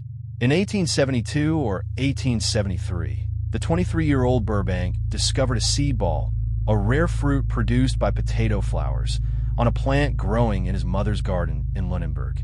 From this single seed ball, Burbank grew 23 seedlings, selecting the most promising one for its large size, smooth skin, and excellent flavor. He called it the Burbank potato. The Burbank potato was good, but its descendant was transformative. A natural mutation of the original Burbank, discovered in the 1910s, produced a tuber with the distinctive russet, or rough, netted skin that would become the defining visual characteristic of the American potato. This was the russet Burbank, and it would go on to become the single most commercially important potato variety in North American history. Today, the russet Burbank accounts for approximately 40% of all potatoes grown in the United States. What made the russet Burbank so successful was not just its taste or its yield, although both were excellent. It was its uniformity. The russet Burbank produced large, oblong tubers of consistent size, shape, and starch content. This uniformity was irrelevant in a world of home gardening and local markets. But it would prove to be a gold mine in a world of industrial food processing, where machinery required standardized inputs and consumers demanded standardized outputs. The russet Burbank was in essence the first potato designed for a machine. Luther Burbank sold the rights to his potato for $150 and used the money to move to Santa Rosa, California, where he would spend the next 50 years as one of America's most famous and prolific plant breeders, developing over 800 new varieties of fruits, vegetables, and ornamental plants. He never became wealthy from the potato that bore his name, but his creation would eventually underpin a multi-billion-dollar industry and feed hundreds of millions of people. The return on that $150 investment is quite literally incalculable. The russet Burbank found its true home not in Massachusetts, but in Idaho. The volcanic soils of southern Idaho, rich in minerals and perfectly drained, turn out to be ideal for potato cultivation. The region's dry climate reduced disease pressure. Its irrigation infrastructure, fed by the Snake River, provided reliable water, and its cool nights promoted the starch accumulation that makes a good baking potato. Idaho and the russet Burbank were a perfect match, and by the early 20th century, Idaho was becoming the potato capital of America. The mechanization of American potato farming proceeded with the relentless efficiency that characterized American agriculture in general. Horse-drawn potato planters and diggers, introduced in the late 19th century, were replaced by tractor-powered equipment in the early 20th. By mid-century, virtually every step of potato production, from planting to harvesting to sorting to storage, had been mechanized. A crop that had been planted by hand for 10,000 years was now being handled almost entirely by machines, at a scale and speed that would have been unimaginable to the Andean farmers who first domesticated it. The scale of American potato production is staggering. By the mid-20th century, the United States was producing over 400 million hundredweight of potatoes annually, concentrated in a handful of states: Idaho, Washington, Maine, North Dakota, and Wisconsin. Individual farms in Idaho could span thousands of acres, each one producing potatoes with an industrial efficiency that compressed what had taken 1,000 Andean farmers to grow into the output of a single operation with a handful of workers and a fleet of machines. This industrialization brought benefits and costs in roughly equal measure. On the benefits side, American potato farming produced enormous quantities of cheap, reliable food, contributing to a food system that, whatever its other flaws, largely succeeded in feeding a rapidly growing population. On the cost side, industrial potato farming was ecologically devastating. Monocultures required massive inputs of chemical fertilizers, pesticides, and fungicides, and the concentration of production in a few regions created the same kind of genetic vulnerability that had destroyed Ireland's crop a century earlier. The Colorado potato beetle deserves a brief but colorful digression. This small, striped insect, native to the Rocky Mountains, had been quietly feeding on wild Solanum species for millennia when it encountered cultivated potatoes spreading westward across the Great Plains in the 1850s. The beetle found the cultivated potato irresistible and began spreading eastward at a rate of roughly 50 miles per year, reaching the Atlantic coast by the 1870s and eventually crossing the ocean to Europe. It became, and remains, one of the most destructive potato pests in the world. The battle against the Colorado potato beetle drove the development of chemical pesticides in American agriculture. Paris green, an arsenic-based compound, was one of the first widely used chemical insecticides, and its primary target was the potato beetle. The escalating chemical war between farmers and the beetle, which repeatedly evolved resistance to new pesticides, became a textbook example of the pesticide treadmill, a cycle in which ever stronger chemicals are required to combat ever more resistant pests, with diminishing returns and increasing environmental damage. The figure who would transform the American potato from a farm product into a global industrial commodity was not a farmer or a scientist, but a businessman, Jack Richard Simplot. Born in 1909 in Dubuque, Iowa, and raised on a homestead in Idaho, Simplot left school at 14 and began trading potatoes with the kind of entrepreneurial instinct that, in America, is celebrated as genius and, in most other places, would be considered reckless. By his early 20s, he was one of the largest potato dealers in the American West. During World War II, Simplot won a contract to supply dehydrated potatoes to the U.S. military, and his company became the largest shipper of dehydrated potatoes in the country. The war taught Simplot two things. First, that processed potatoes could be produced at enormous scale and shipped anywhere in the world. And second, that the U.S. government was willing to pay handsomely for this convenience. These lessons would prove invaluable when, a few years later, Simplot encountered a new technology that would change the potato industry forever: the frozen French fry. In 1953, a Simplot chemist named Ray Dunlap perfected a process for producing frozen French fries that could be stored, shipped, and reheated without losing their texture or flavor. The technology itself was relatively straightforward. Potatoes were peeled, cut into strips, blanched, par-fried, and then flash frozen. But the implications were revolutionary. For the first time, French fries could be prepared in a factory, frozen, shipped across the country, and fried to identical crispness in any kitchen or restaurant, from Seattle to Savannah. Simplot's frozen French fry was a solution in search of a problem.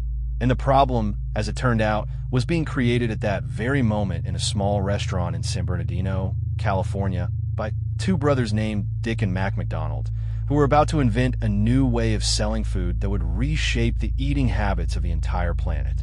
The era of fast food was dawning, and the potato was about to become its golden, crispy, mass-produced foundation.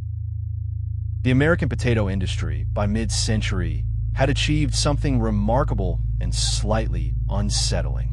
It had taken a crop that had been cultivated for 10,000 years by millions of diverse farmers using thousands of varieties and reduced it to a single dominant variety, the russet Burbank, grown on a handful of massive farms, processed in a handful of massive factories, and consumed in a form, the French fry, that bore almost no resemblance to the original tuber.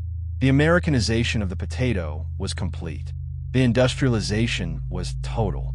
And the next step, the one that would turn this processed product into a global phenomenon, was just around the corner. In 1948, in a small octagonal restaurant on the corner of 14th and East Streets in San Bernardino, California, two brothers named Dick and Mac McDonald made a decision that would reshape the eating habits of the entire planet. They stripped their menu down to a handful of items: hamburgers, cheeseburgers, soft drinks, milkshakes, and French fries. They eliminated waitresses, replaced plates with paper wrappers, and designed a kitchen that operated like a factory assembly line. The speedy service system, they called it. And at its golden, crispy heart was the French fry. The McDonald brothers had not invented the French fry. Fried potatoes had been a staple of European cuisine since at least the 17th century, and the French fry, in some form or another, had been served in American restaurants since the 19th. What the McDonald's invented was something more consequential. They standardized the French fry. Every fry in their restaurant was cut to the same thickness, fried at the same temperature, for the same duration, producing the same result every single time. In an America obsessed with efficiency and consistency, this was revolutionary. But the McDonald's had a problem.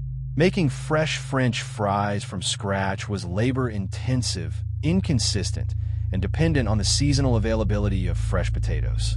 A franchise model, which required thousands of restaurants to produce identical products, could not rely on individual cooks cutting individual potatoes.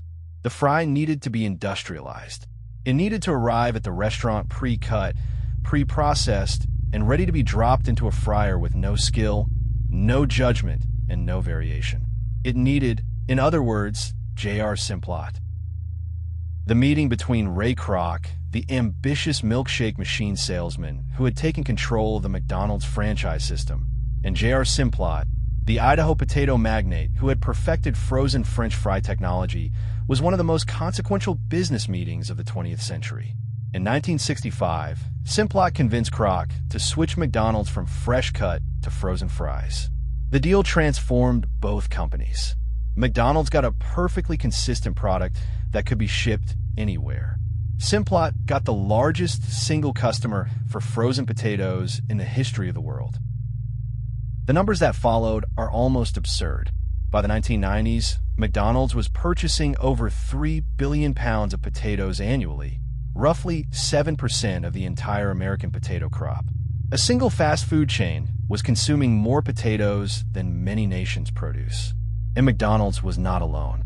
Burger King, Wendy's, and dozens of other chains adopted frozen fries, creating a demand for processed potatoes so vast that it reshaped American agriculture, turning potato farming into a contract-based industry dominated by a handful of massive processors. The French fry was not the only processed potato product conquering the world. The potato chip, invented in America in the mid-19th century, possibly by George Crumb, a cook at Moon's Lake House in Saratoga Springs, New York, had evolved from a restaurant novelty into a multi-billion-dollar snack industry. Companies like Lay's, Pringles, and Ruffles turned sliced, fried, and salted potatoes into one of the most consumed snack foods on Earth, generating annual global revenues exceeding $30 billion. Pringles deserve a special, slightly horrified mention. Introduced by Procter & Gamble in 1968, Pringles are not, technically, potato chips. They are made from dehydrated potato flakes, wheat starch, and corn flour, pressed into a uniform saddle shape and packaged in a cylindrical tube. The potato, in this form, has been so thoroughly processed that it bears essentially no resemblance to the original tuber. It is the potato reduced to its constituent chemistry and reconstituted into something that exists not in nature, but in a factory. The Inca would not have recognized it. They probably would not have eaten it either. Instant mashed potatoes, another mid-20th century innovation, completed the trifecta of processed potato products. Developed in the 1950s and commercialized by companies like Idaho Supreme and Hungry Jack, instant mashed potatoes reduced the most basic form of potato cookery to a simple act: add water. Potato flakes, or granules, produced by dehydrating cooked potatoes, could be reconstituted in minutes into something that resembled, however distantly, the mashed potatoes your grandmother used to make. Convenience had triumphed over quality, and the market approved. The globalization of fast food in the late 20th century carried the processed potato to every corner of the earth. McDonald's opened in Japan in 1971, in Brazil in 1979, in the Soviet Union in 1990, and in China in 1992. Each new franchise brought the frozen French fry with it, introducing populations that had never eaten fried potatoes to a product that was, within a generation, as familiar as any local food. The French fry became the most globally ubiquitous form of the potato, consumed in over 100 countries, transcending every cultural and culinary boundary. The health consequences of the processed potato revolution were significant and troubling. A baked potato is a nutritious food, rich in vitamins, minerals, and fiber, with virtually no fat. A large order of McDonald's French fries contains roughly 500 calories, 23 grams of fat, and nearly a gram of sodium. The transformation from whole food to processed product stripped the potato of much of its nutritional value while loading it with fat, salt, and calories. The potato, which had been one of the healthiest staple foods in human history, was now contributing to an epidemic of obesity and cardiovascular disease. The environmental footprint of industrial potato processing is equally concerning. The production of frozen French fries requires enormous quantities of water, energy, and chemical inputs. A single ton of frozen fries requires approximately 300 gallons of processing water. The refrigerated supply chain that moves frozen fries from factory to franchise generates significant carbon emissions. And the monoculture farming that produces the raw potatoes depletes soil, contaminates groundwater with pesticide runoff, and destroys biodiversity across vast acreages of formerly diverse farmland. The processed potato industry also created a new kind of dependency, not between people and a crop, as in Ireland, but between farmers and corporations. In the modern American potato industry, most farmers grow potatoes under contract to processing companies like Simplot, Lamb Weston, or McCain. These contracts specify the variety to be planted, the inputs to be used, the quality standards to be met, and the price to be paid. The farmer bears the risk of weather and disease. The processor sets the terms. The balance of power is not subtle. The variety specifications are particularly telling. Processors demand potatoes that meet exacting standards of size, shape, starch content, sugar content, and absence of defects. The russet Burbank, with its long, uniform shape and high starch content, remains the preferred variety for French fries. Potatoes that do not meet specifications are rejected, leaving the farmer with a product that often cannot be sold elsewhere. The result is a system that actively discourages diversity, rewarding farmers who grow exactly one type of potato and penalizing those who experiment with alternatives. By the year 2000, The potato had been transformed from a subsistence crop into a global industrial commodity. It was traded on futures markets, processed in factories the size of aircraft hangars, and consumed in forms that bore no resemblance to the tuber that Andean farmers had domesticated 10,000 years earlier. The journey from sacred root to reconstituted snack was complete. The potato had been conquered not by blight, not by frost, not by superstition, but by capitalism. Peeled, sliced, fried, frozen, packaged, branded, and sold back to the world at a profit. And yet, somewhere in every processed potato product, in every frozen fry, and every dehydrated flake, the ghost of the original tuber persists. The same starch molecules that fed Andean villagers 10,000 years ago now feed a child eating French fries in Tokyo or Lagos or Sao Paulo. The form has changed beyond recognition. The scale has expanded beyond imagination. But the fundamental transaction remains the same. The earth produces a tuber, and humans eat it. Everything else, the factories, the franchises, the futures markets, is commentary. In 1943, while the world was tearing itself apart in the largest war in human history, a quiet catastrophe was unfolding in the Bengal region of British India. A famine caused by a combination of war, mismanagement, and a fungal infection of the rice crop killed an estimated 2 to 3 million people. The Bengal famine shared a disturbing number of characteristics with the Irish famine a century earlier. A colonized population, a monoculture crop, a pathogen, and a colonial government more concerned with ideology than with saving lives. The lessons of Bengal and Ireland, repeated in various forms across the 20th century, gave birth to a global movement that came to be known as the Green Revolution. The premise was straightforward. If famine was caused by insufficient food production, then the solution was to produce more food. Through the development of high-yielding crop varieties, the application of chemical fertilizers and pesticides, and the expansion of irrigation, the Green Revolution promised to end hunger permanently. It was science as salvation, technology as liberation, and it changed the world. The Green Revolution's most celebrated achievements were in wheat and rice. Norman Borlaug's dwarf wheat varieties, developed in Mexico in the 1950s and 1960s, dramatically increased yields across South Asia and were credited with saving hundreds of millions of lives.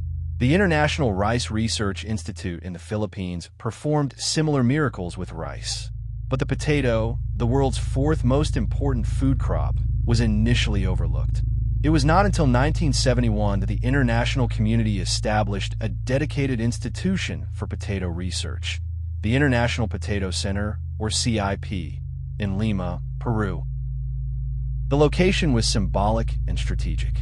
Lima sits at the edge of the Andes, the potato's ancestral homeland, within reach of the greatest repository of potato genetic diversity on Earth. CIP's mission was to harness that diversity, to collect, preserve, and study the thousands of potato varieties still cultivated by Andean farmers, and to use that genetic material to breed improved varieties for the developing world. It was, in essence, an attempt to reconnect modern potato science with the ancient wisdom of the people who had domesticated the tuber in the first place. CIP's gene bank is one of the most important repositories of biological heritage on the planet. It contains over 4,500 cultivated potato varieties and 2,500 samples of wild potato species, preserved as tubers in cold storage and as tissue cultures in sterile laboratory conditions.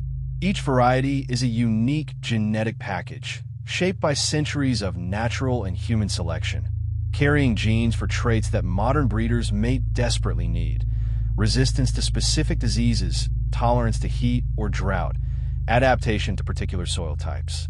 This collection is, quite literally, irreplaceable. The urgency of preservation was driven by a disturbing trend: the rapid erosion of potato diversity in the Andes. As modernization reached even the most remote highland communities, traditional varieties were being abandoned in favor of a handful of commercially preferred cultivars. Young people were leaving for the cities, taking with them the agricultural knowledge that had sustained potato diversity for millennia.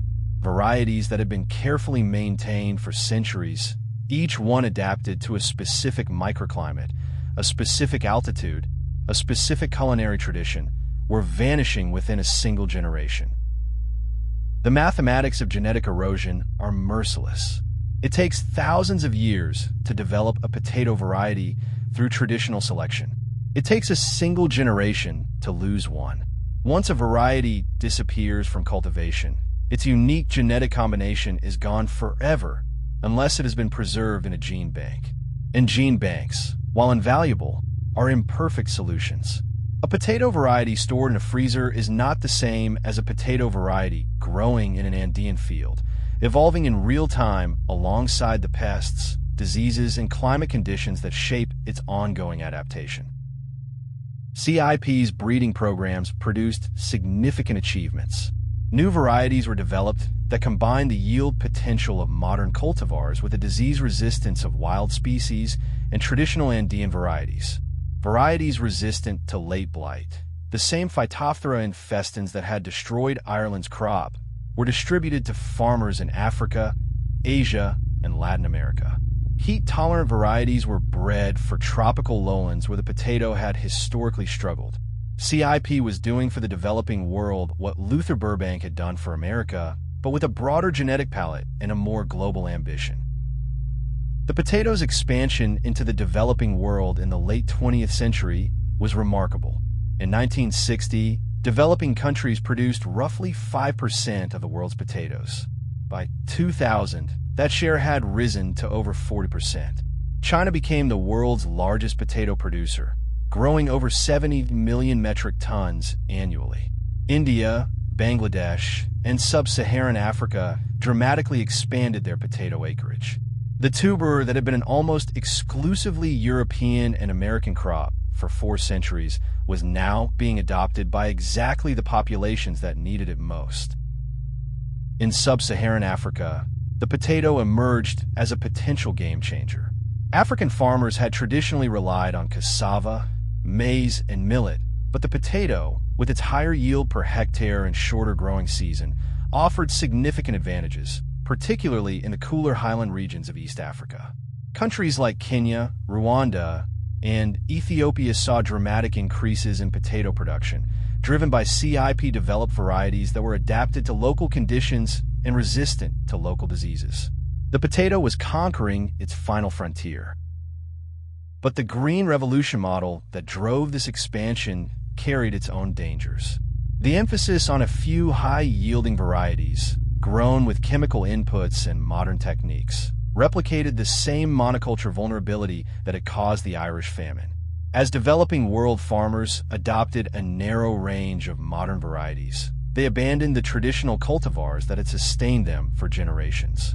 The diversity that was being preserved in CIP's freezers was being lost in the fields. The Green Revolution was saving lives and reducing diversity simultaneously. The tension between productivity and diversity is the central dilemma of modern agriculture, and nowhere is it more acute than in the potato. A modern high-yielding variety can produce 3 to 4 times more food per hectare than a traditional Andean cultivar. But that modern variety is typically susceptible to a narrower range of conditions and dependent on chemical inputs that many developing world farmers cannot afford. The traditional variety may produce less, but it requires no purchased inputs. It is adapted to its local environment, and it carries genes that may prove critical when conditions change. By the turn of the millennium, the potato world was split between 2 increasingly incompatible visions. One vision, championed by the agribusiness industry and many governments, favored the continued expansion of high-yielding monocultures, supported by chemical inputs and biotechnology. The other vision, championed by indigenous communities, environmental organizations, and a growing number of scientists, favored the preservation and promotion of genetic diversity, traditional knowledge, and ecological farming practices. These 2 visions were about to collide spectacularly on the genetic battlefield. In 1995, the Monsanto Corporation introduced the new leaf potato, the first genetically modified potato approved for commercial sale in the United States. The new leaf had been engineered to produce Bacillus thuringiensis protein, a naturally occurring insecticide, in every cell of the plant. The Colorado potato beetle, which had been waging war on potato farmers for a century and a half, would eat the new leaf's leaves, ingest the Bt protein, and die. No chemical spraying required. No pesticide tratamiento. The problem, it seemed, had been solved at the genetic level. The new leaf potato was, by any technical measure, a success. It worked exactly as designed. Colorado potato beetles that fed on new leaf plants died.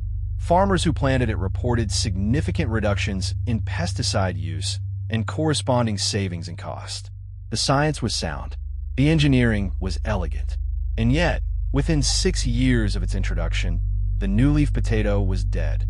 Not killed by beetles, not killed by blight, but killed by something that Monsanto scientists had not engineered a defense against: public opinion. The backlash against GMO potatoes came from multiple directions simultaneously. European consumers, already wary of American agricultural technology, rejected genetically modified foods with a vehemence that caught the industry off guard.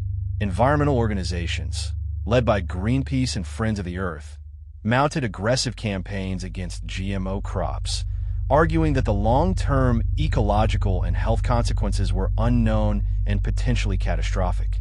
And critically, the fast food industry, terrified of consumer backlash, began distancing itself from GMO potatoes. In 1999, McDonald's quietly informed its potato suppliers that it would not accept genetically modified potatoes for its French fries.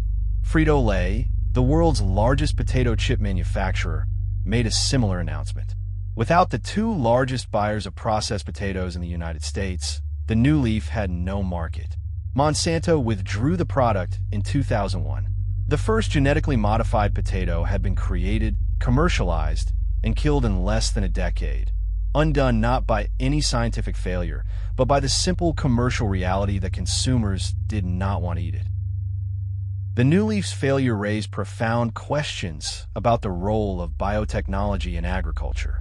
The technology worked. The science was validated.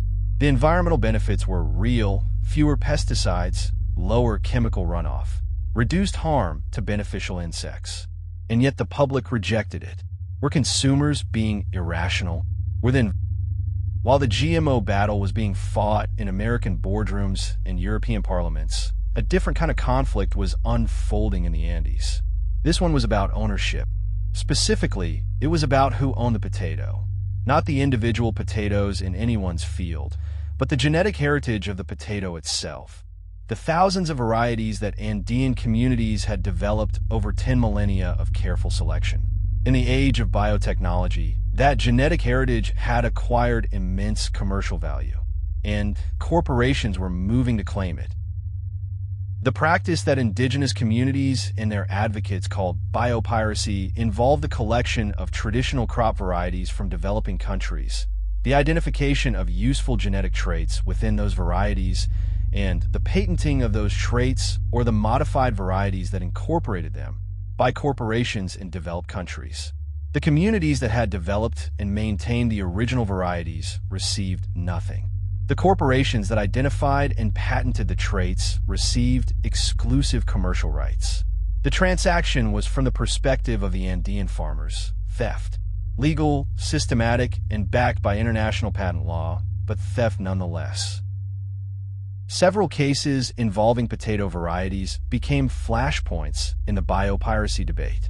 In one well-publicized instance, researchers from a developed nation were accused of collecting native potato varieties from Andean communities without adequate consent or compensation, and subsequently seeking patents on genetic traits derived from those varieties.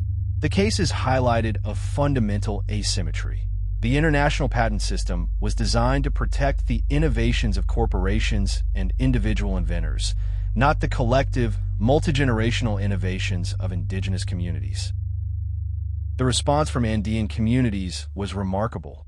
In 2002, 6 Quechua communities near Cusco, Peru, established the Parque de la Papa, The Potato Park, a community-managed biocultural heritage area spanning over 9,000 hectares in the Sacred Valley of the Inca. The Potato Park is not a museum or a nature reserve.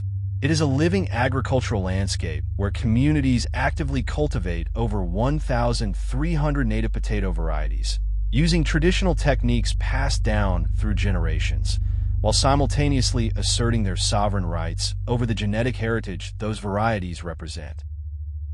The Potato Park represents a revolutionary model of conservation.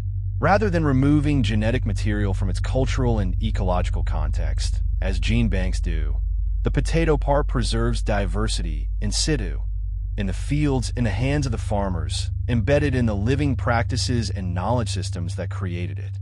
The varieties grown in the Potato Park are not museum specimens. They are evolving organisms, adapting in real time to changing conditions, accumulating new genetic responses to new challenges. This is conservation not as preservation, but as continuation.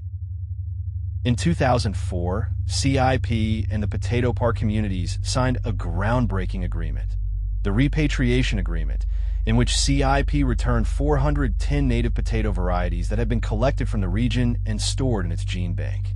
The agreement was the first of its kind, establishing a legal framework for the return of genetic resources to the communities that had created them. It was a small act in the grand scheme of global agricultural politics, but it was symbolically enormous. For the first time, a major international research institution acknowledged that the genetic heritage of the potato belonged not to science, not to corporations, but to the people. The International Treaty on Plant Genetic Resources for Food and Agriculture, adopted in 2001 and entering into force in 2004, attempted to create a global framework for the equitable sharing of genetic resources. The treaty recognized the historical contribution of farming communities to the development of crop diversity and called for benefit-sharing arrangements that would ensure those communities received a fair return when their genetic heritage was used in commercial breeding. In practice, implementation has been slow, contested, and frequently undermined by the economic interests of the seed and biotechnology industries. Meanwhile, genetic modification of potatoes continued, though under a different banner and with a different approach. In the 2010s, the J.R. Simplot Company developed the innate potato, engineered not with foreign genes, but using RNA interference technology to silence the potato's own genes. The innate potato produces less acrylamide when fried, a potentially carcinogenic compound, bruises less easily, and reduces food waste. By avoiding foreign DNA and emphasizing consumer benefits rather than farmer benefits, the innate represented a more cautious, market-aware approach to potato biotechnology. The genetic battlefield of the late 20th and early 21st centuries revealed the potato as a focal point for some of the most important questions facing modern civilization. Who owns genetic heritage? Who benefits from biotechnological innovation? What are the rights of indigenous communities in a globalized economy? How should society balance the potential benefits of genetic modification against the risks of corporate control over the food supply? The potato, that humble 10,000-year-old tuber, had become the unlikely arena for debates that would shape the future of food, of justice, and of the relationship between humans and the living world. The 21st century opened with a question that would have been incomprehensible to every previous generation in human history. What happens to the world's food supply when the climate itself becomes unstable? For 10,000 years, agriculture had operated on a fundamental assumption that the climate, while variable from year to year, was essentially predictable over the long term. You could plant in spring and harvest in autumn because spring and autumn would come roughly on schedule, roughly as expected. That assumption is no longer valid. And the potato, like every other crop on Earth, is facing the consequences. The potato is a cool weather crop.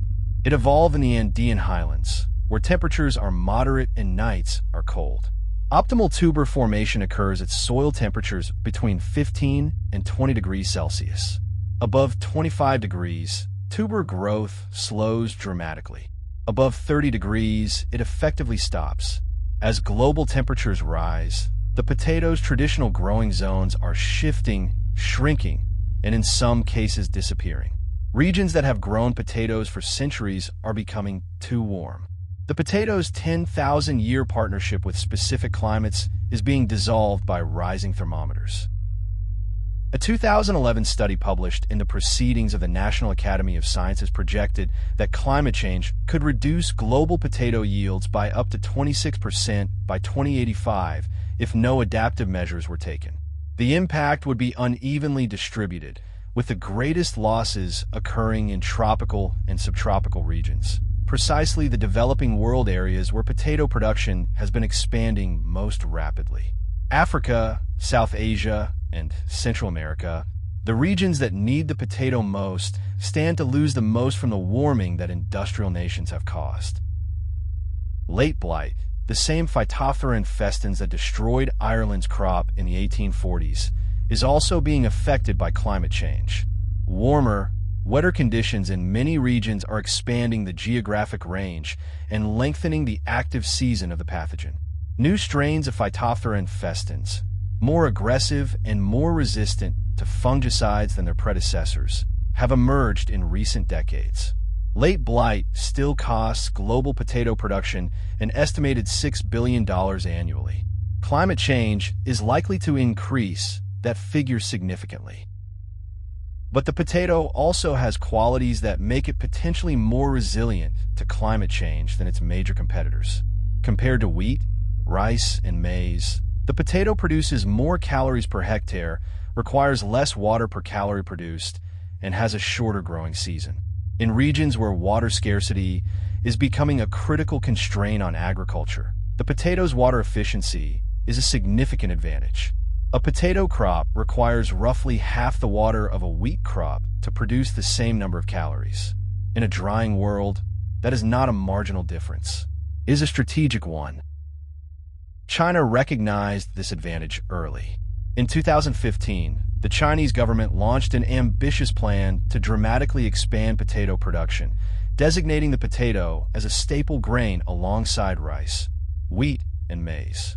The plan aimed to increase China's potato acreage by 50% by 2020, focusing on arid and semi-arid regions in the north and west where water scarcity was limiting grain production.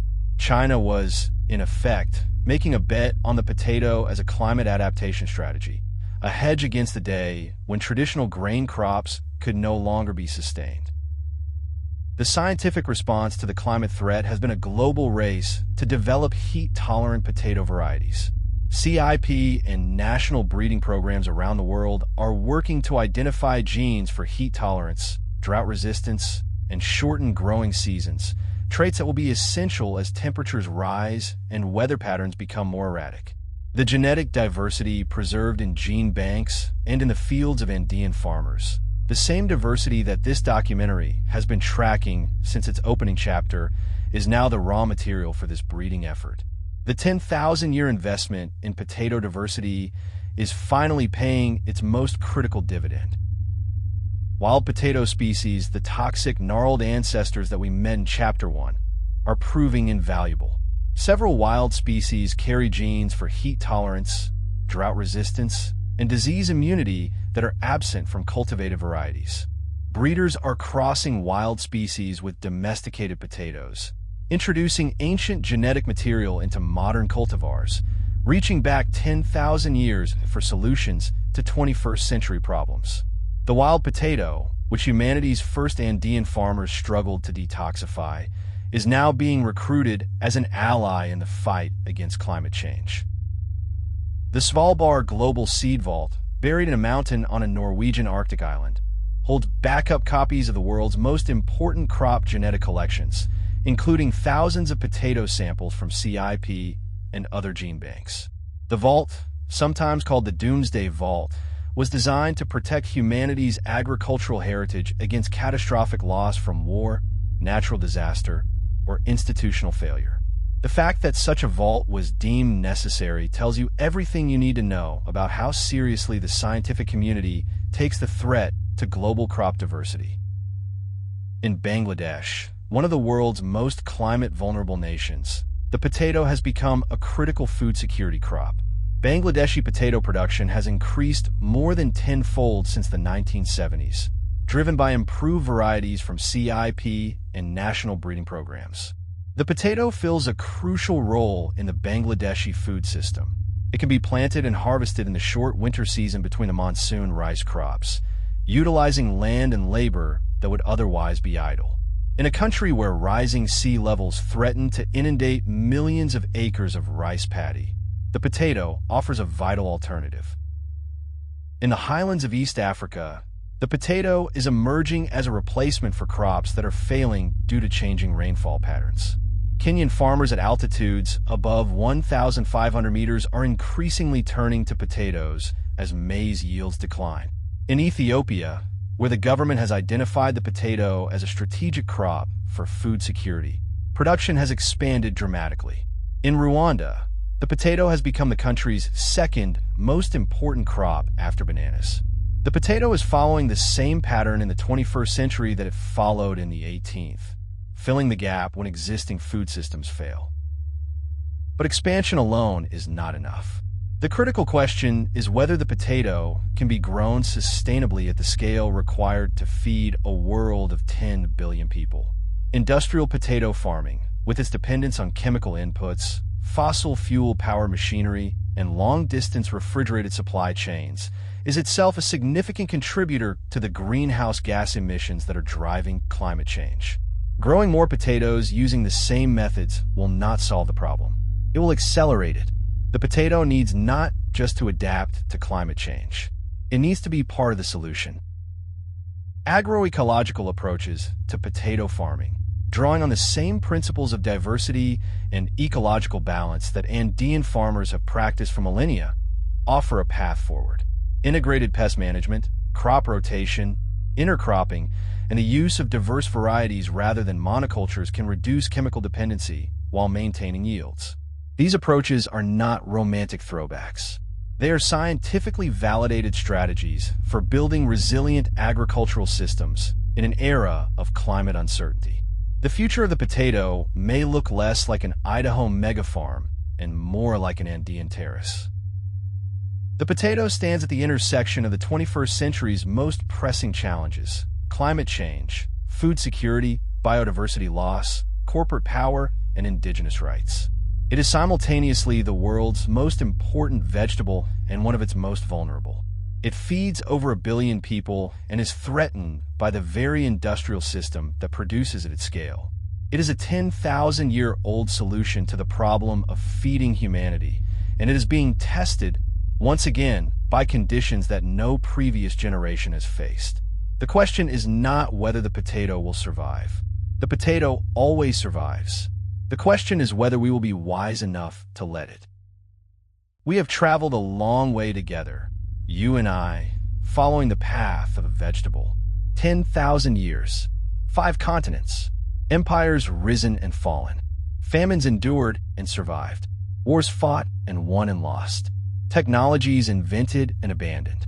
All of it, every chapter, every turning point, every moment of triumph and catastrophe, connected by a single thread, a lumpy, dirt-covered, unglamorous tuber that most people barely think about. The potato, the most important vegetable in the history of the world, and quite possibly the most underappreciated.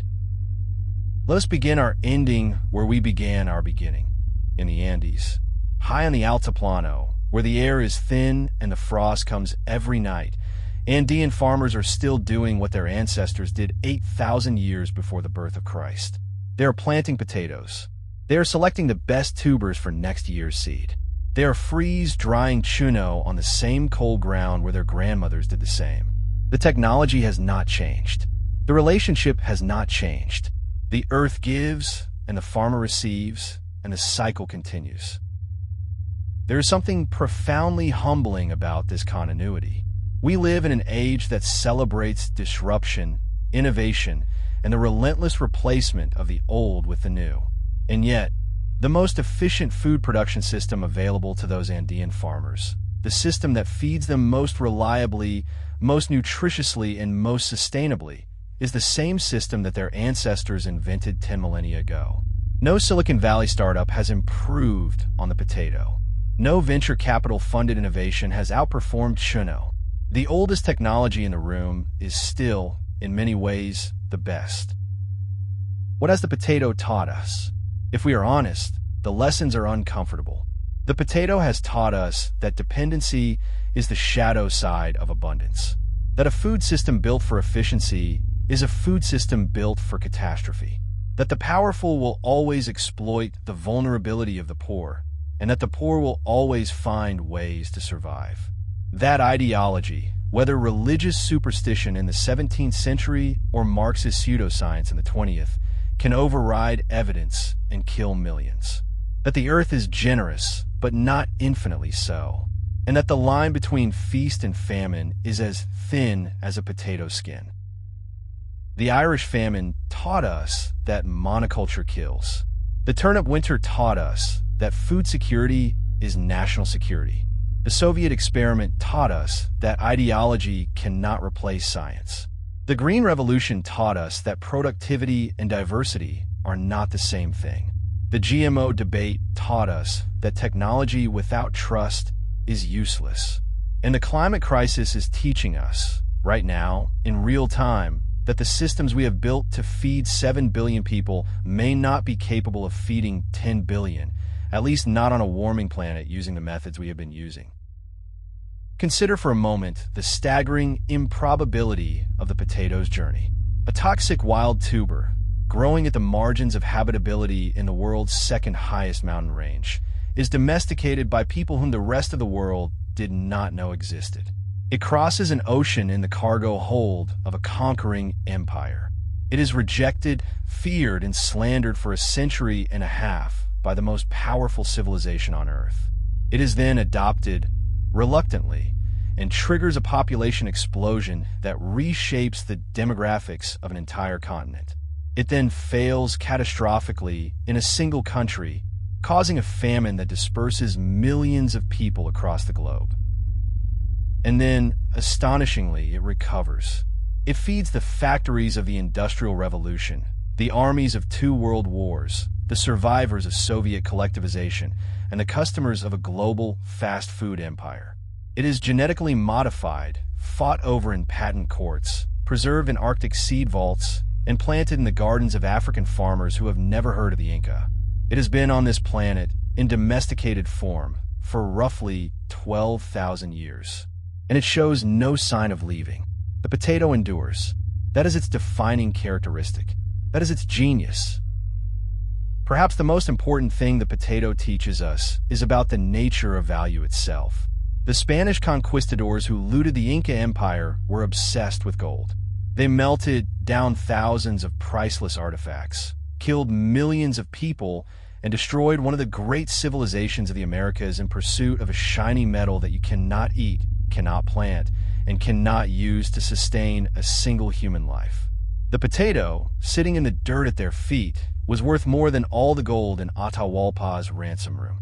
But they cannot see it, because value, real value, is often invisible to those who are looking for the wrong thing. We still make this mistake. We value spectacle over substance, glamour over utility, gold over potatoes. Our economic systems assign value based on scarcity and desire, not on necessity and sustenance. A diamond is worth more than a potato, despite the fact that you can live your entire life without a diamond, but you cannot live a single month without food. The potato's 10,000-year history is, among other things, a sustained meditation on this absurdity, the absurdity of a species that consistently undervalues the things it cannot live without. There is also a lesson in resilience. The potato has survived everything. Ice ages and droughts, empires and revolutions, blights and beetles, superstition and pseudoscience, industrialization and globalization. It has been burned by rioting peasants, banned by regional parliaments, condemned by churches, and ignored by conquistadors. And it is still here, still growing, still feeding people. The potato does not care about our politics, our ideologies, or our corporate strategies. It grows where it is planted, produces what the soil will allow, and waits with infinite patience for the next season. Perhaps we should learn from that patience. We live in an era of existential anxiety, facing climate change, biodiversity collapse, pandemic disease, and political instability. The temptation is to despair, to believe that the problems are too large and too complex for any solution. But the potato's history suggests otherwise. Every crisis the potato has faced, and every crisis its human partners have faced, has eventually been survived. Not easily, not without immense suffering, but survived. The potato does not promise a world without catastrophe. It promises that catastrophe is survivable. That is not optimism. It is something better. It is evidence. The Andean concept of reciprocity, offers perhaps the most useful framework for thinking about our relationship with the potato and with the natural world in general. Holds that every gift received creates an obligation to give in return. The earth gives us the potato. In return, we owe the earth our care, our respect, and our restraint. The Andean farmers who practiced for 10,000 years created the most genetically diverse and ecologically sustainable potato cultivation system in the world. The industrial civilizations that ignored it created monocultures, famines, and ecological devastation. The choice before us is not new. It is the same choice that has faced every civilization that has depended on the potato. The choice between diversity and monoculture, between resilience and efficiency, between respecting the earth and exploiting it. The Andean farmers chose diversity, and their system survived for 10,000 years. Ireland chose monoculture, and 1 million people died. The Soviet Union chose ideology over science, and its agriculture never recovered. The modern industrial system has chosen efficiency, and the consequences are still unfolding. We are at a hinge point. The next few decades will determine whether the potato's extraordinary journey continues for another 10,000 years, or whether the accumulated pressures of climate change, genetic erosion, and industrial short-sightedness create a crisis that dwarfs even the Irish famine. The tools exist to avert catastrophe. The genetic diversity preserved in Andean fields and Arctic seed vaults, the scientific knowledge accumulated by CIP and breeding programs worldwide, the traditional ecological knowledge held by indigenous communities, all of these are available. The question is whether we will use them. The potato does not make speeches. It does not lobby governments or file patents or issue press releases. It simply grows. It grows in the frozen highlands of the Andes and in the volcanic soils of Idaho. It grows in the gardens of Russian dachas and in the red earth of Kenyan hillsides. It grows in darkness, beneath the surface, unseen and unappreciated, producing its quiet abundance with the same patient generosity that it has shown since the first Andean farmer decided, 10,000 years ago, to take a chance on a poisonous root. That farmer, whose name we will never know, whose face we will never see, whose language we will never hear, made a decision that changed the trajectory of human civilization. Every potato on Earth descends from the plants that farmer and farmers like them selected and saved and planted and tended over hundreds and thousands of generations. We owe them a debt that can never be repaid. The least we can do is honor their legacy by protecting the diversity they created, by respecting the earth they cultivated, and by remembering that the most valuable things in life are often the most humble. And so, we end where we began, in the dark soil of the Andes, in the cold, thin air of the Altiplano, with a tuber in the ground and a question in the air. The question is not about the potato. The potato will survive. It always has. The question is about us. Can we learn from what the potato has shown us? Can we build food systems that are resilient rather than fragile, diverse rather than uniform, sustainable rather than extractive? Can we honor the 10,000-year covenant between humans and the earth that gives us food? The potato was born in darkness. It rose from toxic obscurity to feed a world that rarely paused to thank it. It survived conquest, superstition, famine, war, ideology, and industrialization. It is still here, still growing, still feeding us, still waiting in the cold, dark earth for someone to recognize what has always been. The most important, most resilient, and most deeply human crop on earth. Not because it is beautiful, not because it is glamorous, but because, in the end, it is essential. Born in darkness, raised in frost, and still, after everything, growing toward the light.